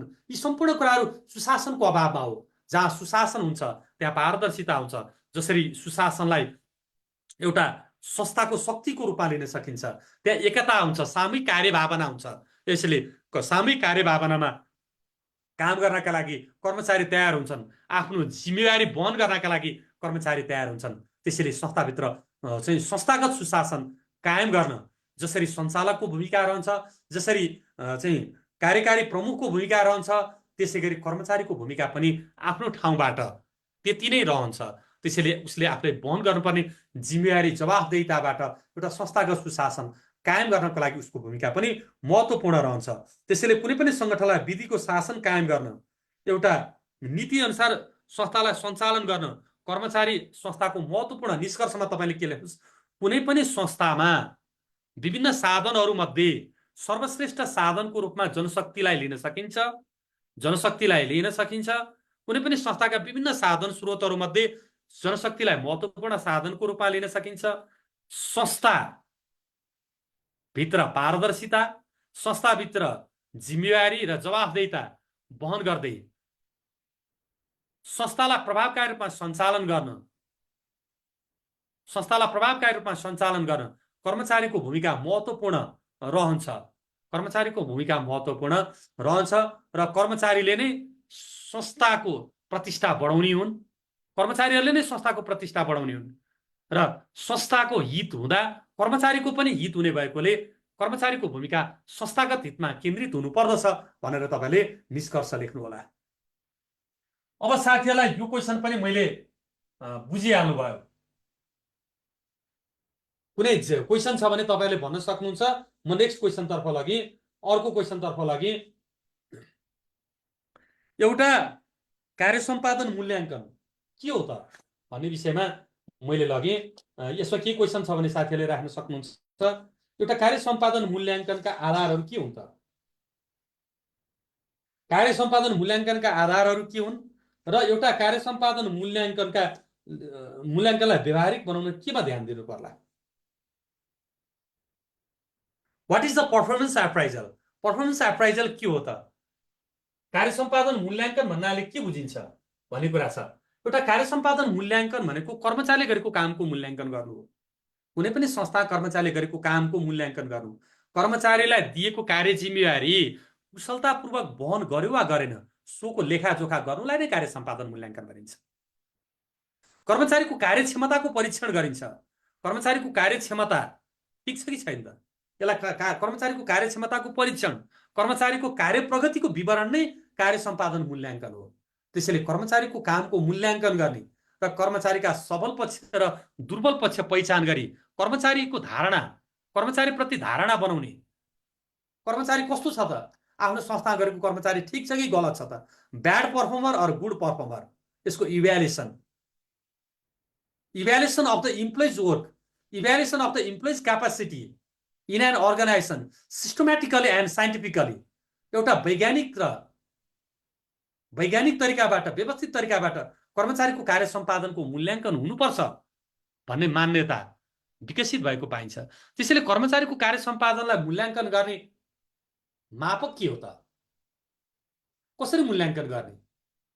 कुनै पनि कर्मचारीले गरेको काम ठिक वा गलत छुट्याउने मापक के हो त? आधार हो। त्यसलाई हामी आधार भन्छौँ, मूल्याङ्कनका आधार। कार्य सम्पादन मूल्याङ्कनका आधार भनेका ती मापन गर्ने, कर्मचारीले गरेको कामको मापन गर्ने, जोख्ने। इभ्यालुएसन भनेको त्यो हो जसले जोख्छ, जसले मूल्याङ्कन गर्छ अनि सही छ कि गलत छ भन्छ। त्यसले आधारहरू भनेको कर्मचारीले गरेको काम सही छ वा गलत छ त्यसलाई तुलना गर्ने, तुलनात्मक तरिकाबाट यो ठिक कि अर्को ठिक, कुन ठिक हो भन्ने कुरा छुट्याउने, त्यसलाई हामी मूल्याङ्कनका आधारहरू भन्दछौँ। त्यसैले मूल्याङ्कनका आधारहरू भनेका यी मापकहरू हुन् जसले मापन गर्छ। यिनीहरू भनेका मापक, यसलाई हामी चाहिँ के भन्छ त, मापकहरू, इभ्यालुएटर, जसले इभ्यालुएसन गर्छ। इभ्यालुएटर भनेको मूल्याङ्कनकर्ता हो। त्यो मूल्याङ्कनकर्ताले जो चाहिँ जाँच गर्नका लागि, अर्थात् कर्मचारीले गरेको काम ठिक वा गलत छुट्याउनका लागि प्रयोग गरिने जति पनि मापकहरू छन्, ती मापन गर्ने मापकहरूलाई हामी एउटा क्राइटेरियाको रूपमा हामी चर्चा गर्न सक्छौँ। अब क्राइटेरिया कस्ता खालका हुन सक्छन् त? कुनै पनि कर्मचारीले गरेको कामलाई मापन गर्ने क्राइटेरियाहरू, एउटा मापदण्ड, यो आधार भनेको एउटा मापदण्ड, कर्मचारीले गरेको कामको मूल्याङ्कन गर्ने एउटा मापदण्ड विभिन्न किसिमको हुन सक्छ। त्यसैले आधारहरू भनेको मापदण्ड हो। मूल्याङ्कनका मापदण्डलाई हामी आधारको रूपमा लिन सक्छौँ। हेर्नुहोस् है, कर्मचारीले गरेको कामको मूल्याङ्कन गर्ने एउटा मापदण्ड हुनुपर्छ। मापदण्ड भयो भने पो अनि यो मापदण्डभन्दा माथि वा तल, राम्रो वा नराम्रो, ठिक वा गलत छुट्याउनको लागि एउटा मापदण्ड अर्थात् स्ट्यान्डर्डको आवश्यकता पर्छ। अनि यो स्ट्यान्डर्ड हेर्नुहोस् है, यो स्ट्यान्डर्डहरू जति पनि मापन गर्ने स्ट्यान्डर्डहरू समयमूलक हुन सक्छन्, टाइममा आधारित हुन्छन्, कस्टमा आधारित हुन सक्छन्, समयमूलक हुन सक्छन्, लागतमूलक हुन सक्छन्, उद्देश्यमूलक हुन सक्छन्, समयमूलक हुन सक्छन्, लागतमूलक हुन सक्छन्, संस्थाको उद्देश्यमूलक हुन सक्छन्, क्वालिटी गुणस्तरमूलक हुन सक्छन्। त्यसरी संस्थाले निर्धारण गरेको हुन्छ के का आधारमा मूल्याङ्कन गरिन्छ। जस्तै राष्ट्रिय वाणिज्य ब्याङ्कले कर्मचारीको कार्य सम्पादन मूल्याङ्कन गर्दा दुईटा कुरा, काम र गुणस्तर, यसलाई काम र गुणस्तरलाई आधार मानेको छ। वर्क र क्वालिटी, काम र कामको गुणस्तर कस्तो हुन्छ त, कर्मचारीले गरेको काम र कामको गुणस्तर कस्तो छ, त्यसलाई मूल्याङ्कन गर्ने है भनेर निर्धारण गरेको छ। एउटा पहिलो कुरा भनेको कर्मचारीले गरेको काम कस्तो छ र कामको गुणस्तर कस्तो छ त, एउटा मापदण्ड हुन सक्छ। दोस्रो मापदण्ड भनेको कर्मचारीले गरेको काम र कामको गुणस्तर कस्तो छ, एउटा मापदण्ड हुन सक्छ। दोस्रो कर्मचारीको अनुशासनको पालना, आज्ञाकारिता कस्तो छ त, संस्थाभित्र कर्मचारीको व्यवहार कस्तो छ, एउटा कार्य व्यवहार, आचरणको पालना, अनुशासन, त्यसको पनि एउटा मूल्याङ्कनको आधार हुन सक्छ। स्वास्थ्य भनेको मान्छ कि मान्दैन, लगाएको आराम ठिक तरिकाले काम गर्छ कि गर्दैन, अनुशासित छ कि छैन, एउटा कार्य व्यवहार कस्तो छ, त्यसको अनुशासन कस्तो छ। हाजिरी गर्दाखेरि तपाईँको जस्तो कुनै कुरा बिदामा बस्दाखेरि छुट्टी लिएर मात्र बिदा बस्छ कि त्यसै बिदा बस्दिन्छ कि, अनि परेको दिन काम सहयोग पुर्याउँछ कि झन् परेका दिन काम छोडेर हिँड्छ कि, एउटा संस्थाभित्र कर्मचारीको कार्य व्यवहार, कामप्रतिको व्यवहार कस्तो छ त, त्यो पनि एउटा मूल्याङ्कनको आधार हुन्छ। त्यसै गरी कर्मचारीको उपलब्धि कस्तो छ त, प्रोडक्टिभिटी, उपलब्धि, संस्थाभित्र उसले कस्तो खालको उपलब्धि हासिल गरेको छ, एउटा आउटपुट कस्तो छ, उपलब्धि कस्तो छ। संस्थामा कर्मचारीलाई कति लागत लागेको छ, त्यसको तुलनामा कर्मचारीले कस्तो खालको योगदान दिएको छ। कर्मचारीको सिप र दक्षताको प्रयोग कसरी भएको छ, एउटा सिप र दक्षताको प्रयोग कसरी भएको छ, यो पनि एउटा मूल्याङ्कनको आधार हुन्छ। कर्मचारीको सिप, कामप्रतिको सिप, दक्षता र त्यसको प्रयोग, आफ्नो क्षमता अनुसार उसले काम गरिरहेको छ कि छैन, क्षमता, सिप र दक्षता अनुसार उसले संस्थाभित्र योगदान दिइरहेको छ कि छैन, त्यो कुरा पनि एउटा मूल्याङ्कनको आधार हुन्छ।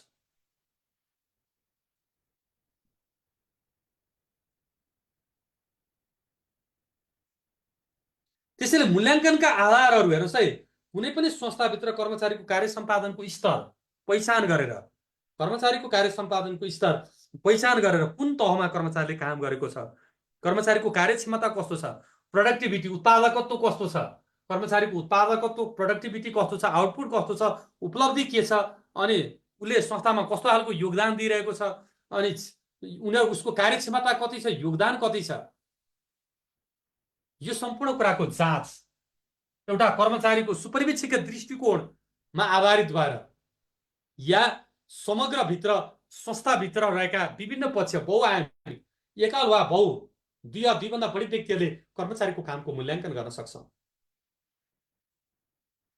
चाहे त्यो यो मापदण्डहरू, कर्मचारीलाई निर्धारण गरेका मापदण्डहरू चाहे क्वालिटीसँग रिलेटेड होस्, क्वान्टिटीसँग रिलेटेड होस्, टाइम पिरियडसँग रिलेटेड होस्, उसको व्यवहारसँग सम्बन्धित होस्, कुनै पनि मापदण्ड हुन सक्छन् संस्थाले निर्धारण गरेको।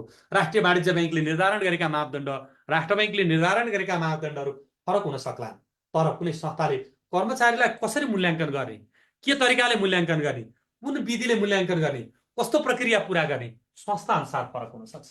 त्यसैले कार्य सम्पादन मूल्याङ्कनका आधारहरू भनेका ती हुन्, ती मापकहरू हुन् जसले कर्मचारीको कामको चाहिँ मूल्याङ्कन गर्ने काम गर्छ। यसलाई व्यवहारिक कसरी बनाउने त, क्वेसन यहाँ हेर्नुहोस् है। हो, सैद्धान्तिक आधार व्यवहार मात्र भएर भएन, कार्य सम्पादन मूल्याङ्कन गर्ने कुराहरू थ्योरिकल भएर भएन, यी प्र्याक्टिकल कसरी बनाउने।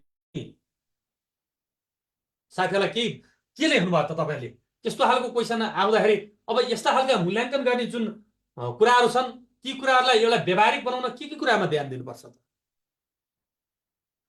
खालि सुपरिवेक्षक मात्र बनाएर भएन, एउटा मूल्याङ्कन गर्ने तरिकामा समयअनुसार परिवर्तन ल्याउनु पर्यो। यसलाई व्यवहारिक बनाउन के गर्नु पर्ला त, यसलाई वस्तुनिष्ठ बनाउन के गर्नु पर्ला, यसलाई समय अनुकूल बनाउन के गर्नु पर्ला, सुझाव दिनुहोस्। कोही कर्मचारी चाहिँ मरिमरि काम गर्ने होला, कोही कर्मचारी चाहिँ ठगेर बस्ने होला। अनि राम्रो काम गर्ने कर्मचारी र नराम्रो काम गर्ने कर्मचारीलाई एउटै तुलामा राखेर जोख्न मिल्छ? त्यसैले कुनै कर्मचारीले गरेको कामको विश्लेषण गर्नका लागि, कामको मूल्याङ्कन गर्नका लागि हेर्नुहोस् त कुन तरिका अपनाउनु पर्ला त? के कुरालाई बढी जोड दिनु पर्ला व्यवहारिक बनाउनु? कर्मचारीले गरेको कामलाई मूल्याङ्कन गर्ने एउटा व्यवहारिक बनाउने विधिहरू के होला त?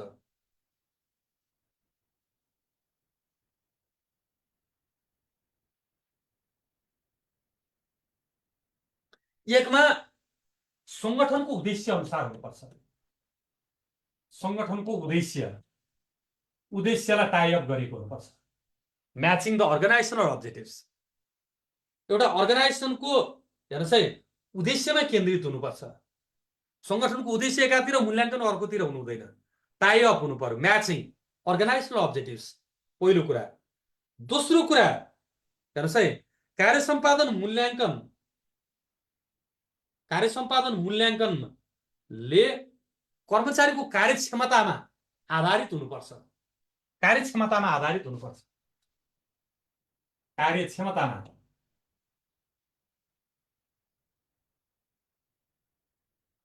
यसलाई व्यवहारिक बनाउनको लागि कर्मचारीले भर्खर प्रवेश गरेका कर्मचारी छ अनि यसले बेसरी काम गर्न सकेन भन्नु मिल्छ? त्यसैले कर्मचारीको कार्यक्षमता वर्किङ क्यापेसिटीमा आधारित हुनुपर्छ। त्यसलाई व्यवहारिक बनाउने हो भने कर्मचारीको कार्यक्षमतामा आधारित हुनुपर्छ। व्यवहारिक बनाउने हो भने। तेस्रो मूल्याङ्कनको लागि बहुमूल्याङ्कन गर्ने। एउटाले मात्र मूल्याङ्कन होइन, बहुमूल्याङ्कन। मूल्याङ्कनकर्ताहरू धेरै हुनुपर्छ। बहुपक्षीय मूल्याङ्कन हुनुपर्छ। एकपक्षीय होइन। एक पक्षमा त नेपोटिज्म हुन सक्छ, एक पक्षमा त फेभरिजम हुन सक्छ, नातावाद कृपावाद हुन सक्छ। त्यसैले एकपक्षीय होइन बहुपक्षीय मूल्याङ्कनको विधि अपनाउनु पर्छ अनि मात्र व्यवहारिक हुन्छ। मूल्याङ्कनमा पारदर्शिता र निष्पक्षता, एउटा पारदर्शिता र निष्पक्षता हुनुपर्छ। पारदर्शिता र निष्पक्षता हुनुपर्छ। कुन कसलाई कसरी मूल्याङ्कन गर्ने भन्ने कुराको पारदर्शिता र निष्पक्षता हुनुपर्दछ। कार्य विवरणमा आधारित हुनुपर्छ। अर्को कार्य विवरणमा एउटा कार्य विवरणमा आधारित हुनुपर्छ। त्यसलाई व्यवहारिक बनाउने हो भने हेर्नुहोस् है कार्य विवरणमा आधारित भएर मूल्याङ्कन गर्नुपर्छ। सबै कर्मचारीलाई एउटै तरिकाबाट होइन। कर्मचारीले गरेको कामको मूल्याङ्कन कार्य विवरणमा आधारित हुन्छ। हरेक कर्मचारीलाई काम निर्धारण गरिएको छ, निर्धारण गरे अनुसारको काम गर्यो कि गरेन त्यसको जाँच गर्नुपर्छ। त्यसैले बहुपक्षीय कार्यक्षमतामा आधारित संगठनको उद्देश्य अनुसार पारदर्शी निष्पक्ष अनि कार्य विवरणमा आधारित एउटा मूल्याङ्कन प्रणालीको विकास गरियो भनेदेखि त्यस्तो अवस्था मात्र कर्मचारीको कार्य सम्पादन मूल्याङ्कन व्यवहारिक हुन सक्छ। यसले कर्मचारीको कार्यक्षमताको सदुपयोग गर्छ। यो वृत्ति विकासमा आधारित हुनुपर्छ। कर्मचारीले गरेको सही काम र गलत काम छुट्याउन सक्नुपर्छ। सहीलाई सही र गलतलाई गलत भन्न सक्नुपर्छ। त्यसैले कर्मचारीले गरेको कामको जोख्ने लेखाजोखा गर्ने एउटा निष्पक्ष तराजु लिएर एउटा मूल्याङ्कनकर्ता बस्नुपर्छ। त्यो मात्र व्यवहारिक हुन सक्छ। त्यो व्यवहारिक भनेको त्यो समय अनुसार निर्धारित गरे अनुसार संस्थाले उद्देश्यमा राखे अनुसार कार्य सम्पादनको मूल्याङ्कन गर्ने एउटा अनि व्यवहारिक के हुन सक्छ त? एकचोटि वर्षमा एकचोटि होइन। एकचोटिको चोर सधैँ चोर नहुन सक्छ। एकचोटिको राम्रो मान्छे सधैँ नराम्रो सधैँ राम्रो हुन्छ भन्ने छैन। त्यसैले कार्य सम्पादन मूल्याङ्कन पटक पटक गर्नुपर्छ। हेर्नुहोस् है अनि उपलब्धिमा आधारित हुनुपर्दछ। उपलब्धिमा आधारित हुनुपर्छ। पटक पटक गर्नुपर्दछ। पटक पटक एकैचोटि मात्र होइन, पटक पटक। अनि उपलब्धिमा आधारित हुनुपर्छ। रिजल्ट अनि लागतमा प्रभावकारिता यसरी कार्य सम्पादन मूल्याङ्कनलाई व्यवहारिक बनाउने नि कार्य विवरणमा आधारित हुनुपर्छ। पटक पटक मूल्याङ्कन गरिनुपर्दछ। उपलब्धिमा आधारित हुनुपर्दछ। पारदर्शिता र निष्पक्षता हुनुपर्दछ। संगठनको उद्देश्यमा केन्द्रित हुनुपर्छ। कार्यक्षमतामा आधारित हुनुपर्छ र मूल्याङ्कनकर्ता बहुपक्षीय मूल्याङ्कनमा आधारित भएर मूल्याङ्कन गर्न सक्यो भने मात्र कर्मचारीको मूल्याङ्कन सही हुन सक्छ। त्यसैले मूल्याङ्कन गर्ने विधि, मूल्याङ्कन गर्ने प्रक्रिया र मूल्याङ्कनका आधारहरू एउटा मूल्याङ्कनकर्ताले ध्यान दिन सक्नुपर्छ। के कुराहरूमा ध्यान दिनु त भन्दाखेरि एउटा कर्मचारीको कार्य सम्पादनको स्तर र कर्मचारीले गरेको कामको स्तरमा सन्तुलन। निष्कर्ष के लेख्नु पर्छ? कर्मचारीले गरेको काम चाहिँ बढी, मूल्याङ्कन कम हुने पनि होइन, कर्मचारीले गरेको काम अनि मूल्याङ्कन बढी पनि होइन। त्यसैले निष्कर्ष के लेख्नु पर्छ भन्दाखेरि के कुरामा ध्यान दिनु पर्छ त भन्दाखेरि कर्मचारीले गरेको कार्य सम्पादनको स्तर र कर्मचारीको मूल्याङ्कनको स्तरमा सन्तुलन हुनुपर्छ। काम गरेको काम र मूल्याङ्कनमा चाहिँ के हुनुपर्छ त एउटा सन्तुलन हुनुपर्छ। जस्तो काम गरेछ त्यस्तै, राम्रोलाई राम्रो र नराम्रोलाई नराम्रो। अर्थात् मैले फेरि पनि यो लाइनलाई भने निष्कर्ष के लेख्नु पर्छ भन्दाखेरि कर्मचारीले गरेको काम हेर्नुहोस् है, कर्मचारीले गरेको कार्य सम्पादनको मूल्याङ्कनलाई व्यवहारिक बनाउनको लागि कार्य सम्पादनको स्तर र मूल्याङ्कनको स्तरमा सन्तुलन मिलाएको हुनुपर्छ।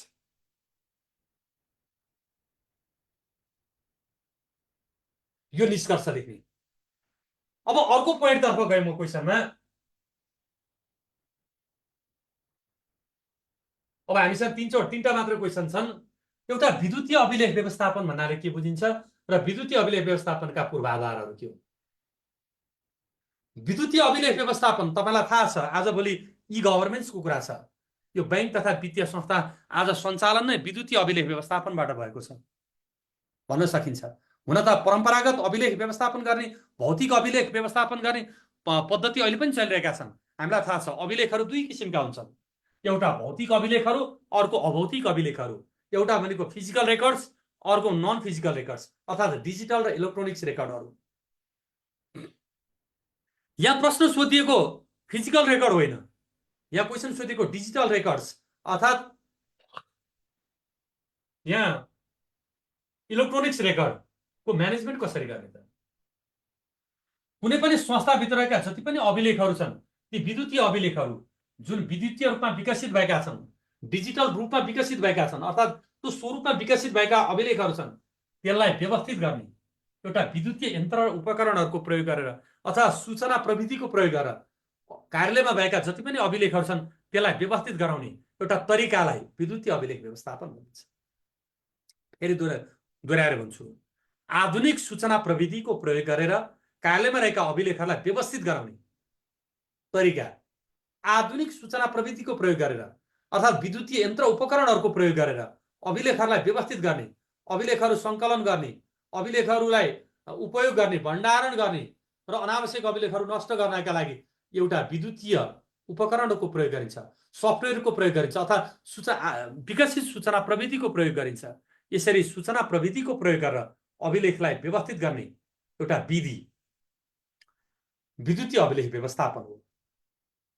विद्युतीय अभिलेख व्यवस्थापन भन्नाले कार्यालयमा रहेका जति पनि अभिलेखहरू छन् त्यसलाई सूचना प्रविधि प्रयोग गरेर, आधुनिक सूचना प्रविधिको प्रयोग गरेर अभिलेखहरूको उपयोग गर्ने प्रणालीलाई नै हामी विद्युतीय अभिलेख व्यवस्थापन भन्दछौँ।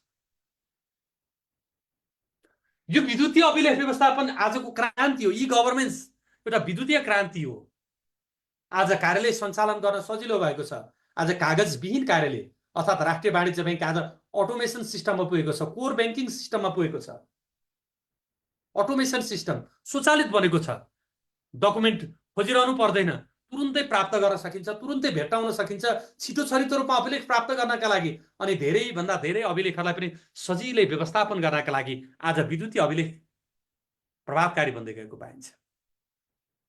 न त धेरै ठाउँको स्पेस आवश्यक पर्छ, न त पोका पन्तरा, न त खोज्ने कर्मचारी घन्टौँ खोज्ने कर्मचारी आवश्यक छ। सजिलैसँग अभिलेखहरू हस्तान्तरण गर्न सकिन्छ। एक ठाउँमा खाता खोलो, अर्को ठाउँमा गएर कारोबार गर्न सकिन्छ। त्यसैले विद्युतीय अभिलेखले आज कुनै पनि सङ्गठनलाई प्रभावकारी रूपमा सञ्चालन गर्नका लागि आवश्यक पर्ने प्रमाणको उपलब्धता, कार्यालय सञ्चालनमा प्रभावकारिता बढाउनको लागि विद्युतीय अभिलेख व्यवस्थापन एउटा वरदान साबित भएको छ। साथीहरू, विद्युतीय अभिलेख व्यवस्थापनका लागि आवश्यक पूर्वाधार के चाहियो त? के भयो भने विद्युतीय अभिलेख व्यवस्थापन हुन्छ? विद्युतीय अभिलेख व्यवस्थापन गर्नका लागि हेर्नुहोस् है, त्यसै विद्युतीय अभिलेखको व्यवस्थापन हुन्छ त? हुँदैन। विद्युतीय अभिलेख व्यवस्थापन गर्नका लागि विद्युतीय यन्त्र र उपकरणहरूको आवश्यकता पर्दछ। विद्युतीय यन्त्र र उपकरणहरूलाई नै के भनिन्छ त? जति पनि विद्युतीय यन्त्र उपकरणहरू छन् ती विद्युतीय यन्त्र उपकरणहरू नै पूर्वाधारहरू हुन्। यी विद्युतीय यन्त्र र उपकरणहरू, जति पनि विद्युतीय यन्त्र उपकरणहरू छन्, यन्त्र उपकरणहरू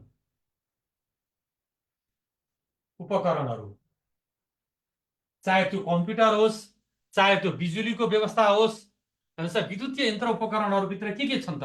कम्प्युटर होला, हेर्नुहोस् है, कम्प्युटरहरू, स्क्यानरहरू,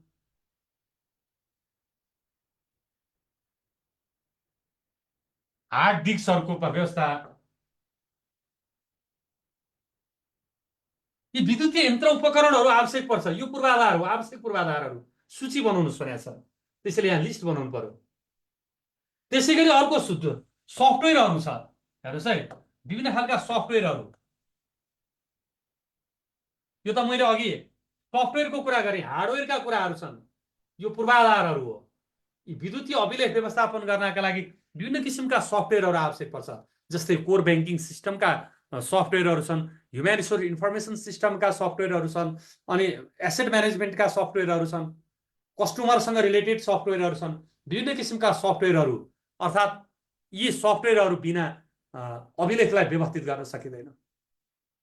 तेस्रो भनेको विद्युतीय यन्त्र उपकरण भयो, सफ्टवेयरहरू भयो। त्यो सफ्टवेयरहरू भनेको कम्प्युटरभित्र हार्ड डिस्कभित्र रहेका जति पनि एप्लिकेसनहरू छन्, ती सबै एप्लिकेसनलाई हामीले सफ्टवेयरको रूपमा व्यक्त गर्न सक्छौँ। कम्प्युटर पढेका साथीलाई मैले एप्लिकेसन भनेको के हो भनिरहनु नपर्ला। हेर्नुहोस् है, तपाईँलाई एप्लिकेसन भन्न नमिल्ला। हेर्नुहोस् है, त्यसैले तपाईँले सबै कुरा बुझ्न सक्नुहुन्छ। यो भनेको सफ्टवेयरहरू भनेको। र तेस्रोमा सर्भर, एउटा डाटा ब्याकअप, डाटा ब्याङ्कको रूपमा ब्याकअप हुनुपर्छ। ब्याकअप, यो ब्याकअप भएन भने स्टोरेज गरेका सफ्टवेयरमा स्टोरेज गरेका डकुमेन्टहरू हराउन सक्छन्, नासिन सक्छन्। त्यसैले ब्याकअपको रूपमा सर्भरहरू, हार्ड डिस्कहरू भित्र रहेका जुन चाहिँ स्टोरेज क्यापेसिटीको रूपमा हामी लिन सक्छौँ, त्यो स्टोरेज क्यापेसिटी जसलाई हामी ब्याकअपको रूपमा लिन सक्छौँ। यो बिना ब्याकअप चाहिँ तपाईँको विद्युतीय अभिलेखहरू राख्न सकिँदैन। जसलाई यो हामी ब्याकअप भनेको जहाँ भण्डारण गर्ने कोठा, जहाँ फोल्डरहरू छन्, ती फोल्डरहरूमा अभिलेखहरू राखिएको हुन्छ हो। यस्तो खालको ब्याकअपको आवश्यकता पर्दछ। र त्यो ब्याकअपहरूको आधारमा भोलि आवश्यक पर्ने अर्को विद्युतीय अभिलेखलाई व्यवस्थित गर्नका लागि यो कुरा मात्र हो, सिडी, डिभिडी, कम्प्युटरको हार्ड डिस्क, यी सम्पूर्ण कुराहरू आवश्यक पर्छन्। र त्यति मात्र होइन, भोलि यसलाई आउटपुट गर्नु पर्यो। हेर्नुहोस् है, भोलि तपाईँको जति पनि ब्याकअप छ, त्यो ब्याकअपमा भएका कुरालाई डिस्प्ले गर्नका लागि मोनिटरको आवश्यकता पर्ला, प्रोजेक्टरहरूको आवश्यकता पर्ला। त्यो डिस्प्ले, हेर्नुहोस् है, अर्को चौथोमा डिस्प्ले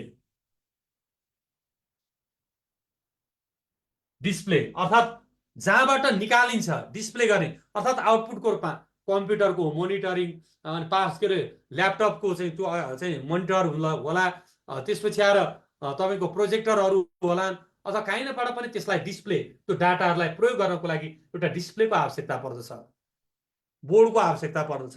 यसलाई हामी एउटा पूर्वाधारको रूपमा लिन सक्छौँ। विद्युतीय यन्त्र उपकरणहरू, कम्प्युटर, स्क्यानरहरू, हार्ड डिस्कहरू, सफ्टवेयरहरू, ब्याकअपहरू, डिस्प्लेहरू, यी सम्पूर्ण कुराहरू एउटा सूची, पूर्वाधारहरू जसले विद्युतीय अभिलेखहरू राख्छ, यसका लागि राख्ने काम गर्छ। यसरी अभिलेखहरू राख्ने काम गरिन्छ। जस्तो इलेक्ट्रिसिटीको आवश्यकता पर्दछ, यसलाई सञ्चालन गर्नको लागि विद्युत आवश्यक पर्दछ। विद्युतीय यन्त्रको अझ तपाईँले यहाँ भन्न सक्नुहुन्छ विद्युत, पावर सप्लाई, विद्युत अथवा पावर सप्लाई। पहिलो नम्बरमै तपाईँले विद्युत पनि राख्न सक्नुहुन्छ। एक नम्बरमा विद्युत, दुई नम्बरमा विद्युतीय यन्त्र उपकरण, तीन नम्बरमा सफ्टवेयर, चार नम्बरमा ब्याकअप र चौथो नम्बरमा डिस्प्ले, के पाँचौँ नम्बरमा डिस्प्ले गरेर तपाईँले पाँचवटा यसका यन्त्र उपकरणहरू राख्न सक्नुहुन्छ। अब सफ्टवेयरभित्र तपाईँले सबै यहाँ साथीले लेखे जस्तो, हेर्नुहोस् है, तपाईँले एचआरआइएस, बिआइएमएस, सिबिएस, एलएएस, एमआइएस सबै कुरा सफ्टवेयरमा आयो। यो एचआरआइएस, हेर्नुहोस् है, सिबिएस, यो सबै कुरा सफ्टवेयरमा आधारित हुन्छ। Core banking system, human resource information सिस्टमहरू, यो सबै एमआइएस सबै सफ्टवेयरभित्र हुन्छ। र यो ब्याकअपमा डाटा ब्याङ्क हो। यो डाटा ब्याङ्कको रूपमा एउटा डाटा ब्याङ्क यहाँ डाटाहरू हुन्छन्, ब्याकअपमा जति पनि डाटाहरू हुन्छन्, अनि यो डाटालाई आउटपुट गर्ने डिस्प्ले हो। डाटाहरू ग्यादरिङ गर्ने जति पनि डाटाहरू छ, म कम्प्युटर भाषामा भनिरहेको छु, साथीले बुझिरहनु भएको छ है। तपाईँलाई हुन्छ पावर सप्लाई र पावर हुन्छ, त्यो तपाईँले भन्न सक्नुहुन्छ। आरआइएम रिम्स पनि भन्न सकिन्छ। यो रिम्सहरू सबै सफ्टवेयरभित्र पर्छन्।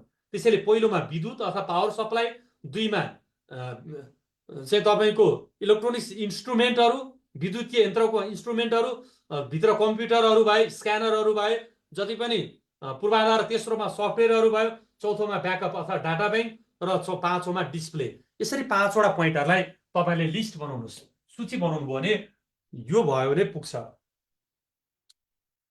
अब साथीहरूलाई अर्को क्वेसनतर्फ लान्छु मैले। परिपत्र के अरे पत्र लेखनमा ध्यान दिनुपर्ने कुराहरू उल्लेख गर्दै त्रैमासिक प्रगति प्रतिवेदन तोकिएको समयमा नियमित रूपमा राष्ट्रिय वाणिज्य ब्याङ्कको केन्द्रीय कार्यालयमा पेश गर्न सबै शाखा कार्यालयलाई जारी गरिएको परिपत्रको नमुना तयार गर्नुहोस्। साथीहरू, यहाँ तपाईँहरूलाई परिपत्र कसरी जारी गर्ने त, यहाँ तपाईँलाई म जानकारी गराउँछु। परिपत्र कसरी जारी गर्ने हेर्नुहोस् है, परिपत्र कसरी जारी गर्ने त। पहिला त पत्र लेखनमा ध्यान दिनुपर्ने कुराहरू त तपाईँले बुझ्नुभयो भनेदेखि अब परिपत्र कसरी तयार गर्न सकिन्छ।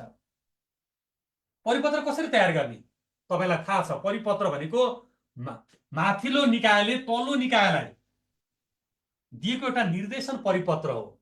म यहाँ तपाईँलाई परिपत्र लेख्न सिकाउँछु। सर्कुलर भनेको माथिल्लो निकायले तल्लो निकायलाई दिने निर्देशन हो। पत्र विभिन्न किसिमका हुन्छन्। विभिन्न किसिमका पत्रहरूमध्ये एउटा परिपत्र, जहाँ माथिल्लो निकायले तल्लो निकायलाई पेश गर्छ अथवा तल्लो निकायलाई जारी गर्छ, त्यो जारी गरेको परिपत्र हो सर्कुलर। सर्कुलर भनेको एउटा निर्देशन हो, डिरेक्सन हो। त्यसलाई एउटा रुल्समा आधारित हुन्छ। भनेपछि राष्ट्रिय वाणिज्य ब्याङ्कमा सम्पूर्ण शाखाहरूलाई भनेपछि केन्द्रीय कार्यालय छ। यहाँ राष्ट्रिय वाणिज्य ब्याङ्क, राष्ट्रिय वाणिज्य ब्याङ्क, यहाँ केन्द्रीय कार्यालय, यो राष्ट्रिय वाणिज्य ब्याङ्कको केन्द्रीय कार्यालय। हेर्नुहोस् है, पत्र संख्या, चलानी नम्बर, यता मिति कुन मितिमा जारी गरिएको छ परिपत्र र कसलाई जारी गरिएको छ। सम्पूर्ण शाखाहरू राष्ट्रिय वाणिज्य ब्याङ्क शाखा कार्यालय सबै, राष्ट्रिय वाणिज्य ब्याङ्क शाखा कार्यालयहरू सबैलाई विषय के विषयमा परिपत्र जारी गरिएको त। विषय त्रैमासिक प्रतिवेदन समयमै पठाउने। जुन शाखाले पठाउँछन् त्यो त्रैमासिक प्रतिवेदन, हेर्नुहोस् है, त्रैमासिक प्रतिवेदन पठाउने सम्बन्धमा यस्तो खालको परिपत्र यहाँ तपाईँले राष्ट्रिय वाणिज्य ब्याङ्क शाखा कार्यालय सबैलाई विषय त्रैमासिक प्रतिवेदन पठाउने सम्बन्धमा जारी गरिएको परिपत्र। यति कुरा पहिला तपाईँले लेख्न सक्नु पर्यो। पहिला माथि लेटर हेड, यो पत्र संख्या 2000, अहिले हाम्रो 2081 साल छ, 2081-82, चलानी नम्बर कुनै एउटा तपाईँले अनादि लेख्न सक्नुहुन्छ। 2081 साल आज तपाईँको 6 महिना ल मानिलिउँ, यो हिजोको मितिमा जारी गर्नुहोस्। यहाँ तपाईँले 2081-06-12 गते परिपत्र जारी भयो। सम्पूर्ण शाखा कार्यालयलाई त्रैमासिक प्रतिवेदन पठाउने सम्बन्धमा जारी गरिएको परिपत्र, सर्कुलर। यसलाई हामी circulation to the all branches, हेर्नुहोस् है, अल द ब्रान्चेस, सबै ब्रान्चहरूको लागि। के को लागि त भन्दाखेरि quarterly report, submit the quarterly report. Quarterly report भनेको ती 3 महिनामा प्रतिवेदन पठाउने सम्बन्धमा।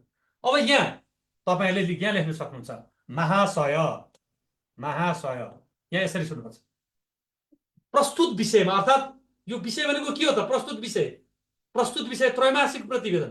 प्रस्तुत विषयमा यस सञ्चालक समितिको निर्णय बमोजिम, अर्थात् सञ्चालक समितिको निर्णय हुन सक्छ, अर्थात् यो त्रैमासिक प्रतिवेदनको लागि बैंक व्यवस्थापन समितिको निर्णय हुन सक्छ। प्रस्तुत विषयमा यहाँ महाशयले हेर यहाँभन्दा तलको पाठ चाहिँ के लेख्नु त भन्दाखेरि प्रस्तुत विषयमा बैंक व्यवस्थापन समितिको निर्णय बमोजिम। हेर्नुहोस् है, यहाँ प्रस्तुत विषयमा बैंक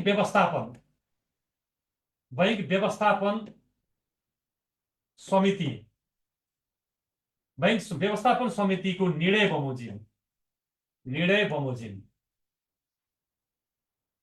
आगामी त्रैमासदेखि आगामी त्रैमास नै पर्सि असोजमा आउँदैछ। आगामी त्रैमासदेखि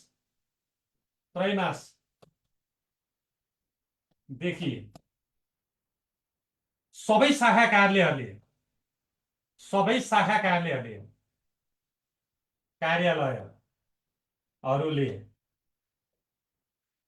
त्रैमासको चाहिँ कति दिनभित्र भन्दा 7 दिनभित्र तपाईको प्रगति विवरण, शाखा कार्यालयको प्रगति विवरण सबै शाखा कार्यालयहरूले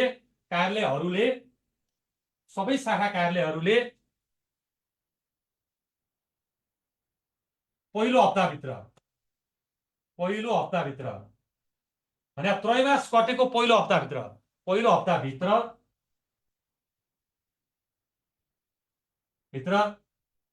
शाखा कार्यालयको लक्ष्य प्रगति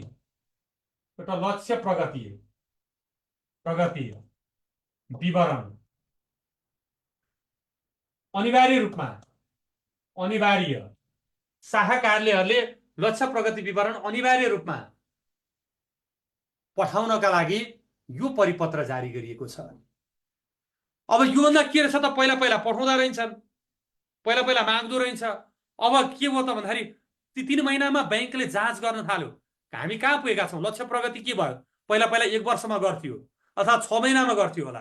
अब के गर्न थाल्यो त भन्दाखेरि एउटा नयाँ नियम परिवर्तन भयो भन्दाखेरि सबै शाखा कार्यालयहरूलाई ती 3 महिनामा यहाँ तपाईको एउटा प्रगति विवरण पठाउने। यो कुनै एउटा पोलिसी चेन्ज हुँदाखेरि यो जहिले पनि के हुन्छ त भन्दाखेरि परिपत्र भनेको कस्तो अवस्थामा त भन्दाखेरि नि परिपत्र भनेको एउटा पोलिसीमा चेन्ज गर्ने अवस्थामा, जस्तै त्रैमासिक प्रतिवेदन पठाउने सम्बन्धमा शाखा कार्यालयलाई जारी गरेको महाशय प्रस्तुत विषयमा बैंक व्यवस्थापन समितिको निर्णय बमोजिम आगामी त्रैमासदेखि सबै शाखा कार्यालयले पहिलो हप्ताभित्र अर्थात् मासिक समाप्त भएको त्रैमासिक समाप्त भएको यहाँ अझ तपाईले लेख्न सक्नुहुन्छ एउटा त्रैमास समाप्त भएको 7 दिनभित्र पहिलो हप्ताभित्र अर्थात् पहिलो हप्ता भनेको 7 दिनभित्र पहिलो हप्तामा शाखा कार्यालयले अनिवार्य रूपमा प्रगति विवरण पेश गर्नुपर्नेछ। पेश गर्नका लागि यो परिपत्र जारी गरिएको छ। अनिवार्य रूपमा प्रगति विवरण अनिवार्य रूपमा पेश गर्नका लागि यो परिपत्र जारी गरिएको छ। यसरी अब यहाँ परिपत्र जारी गर्ने कसले जारी गर्छ भन्दाखेरि ब्रान्च अपरेसन डिपार्ट अर्थात् शाखा सञ्चालन विभाग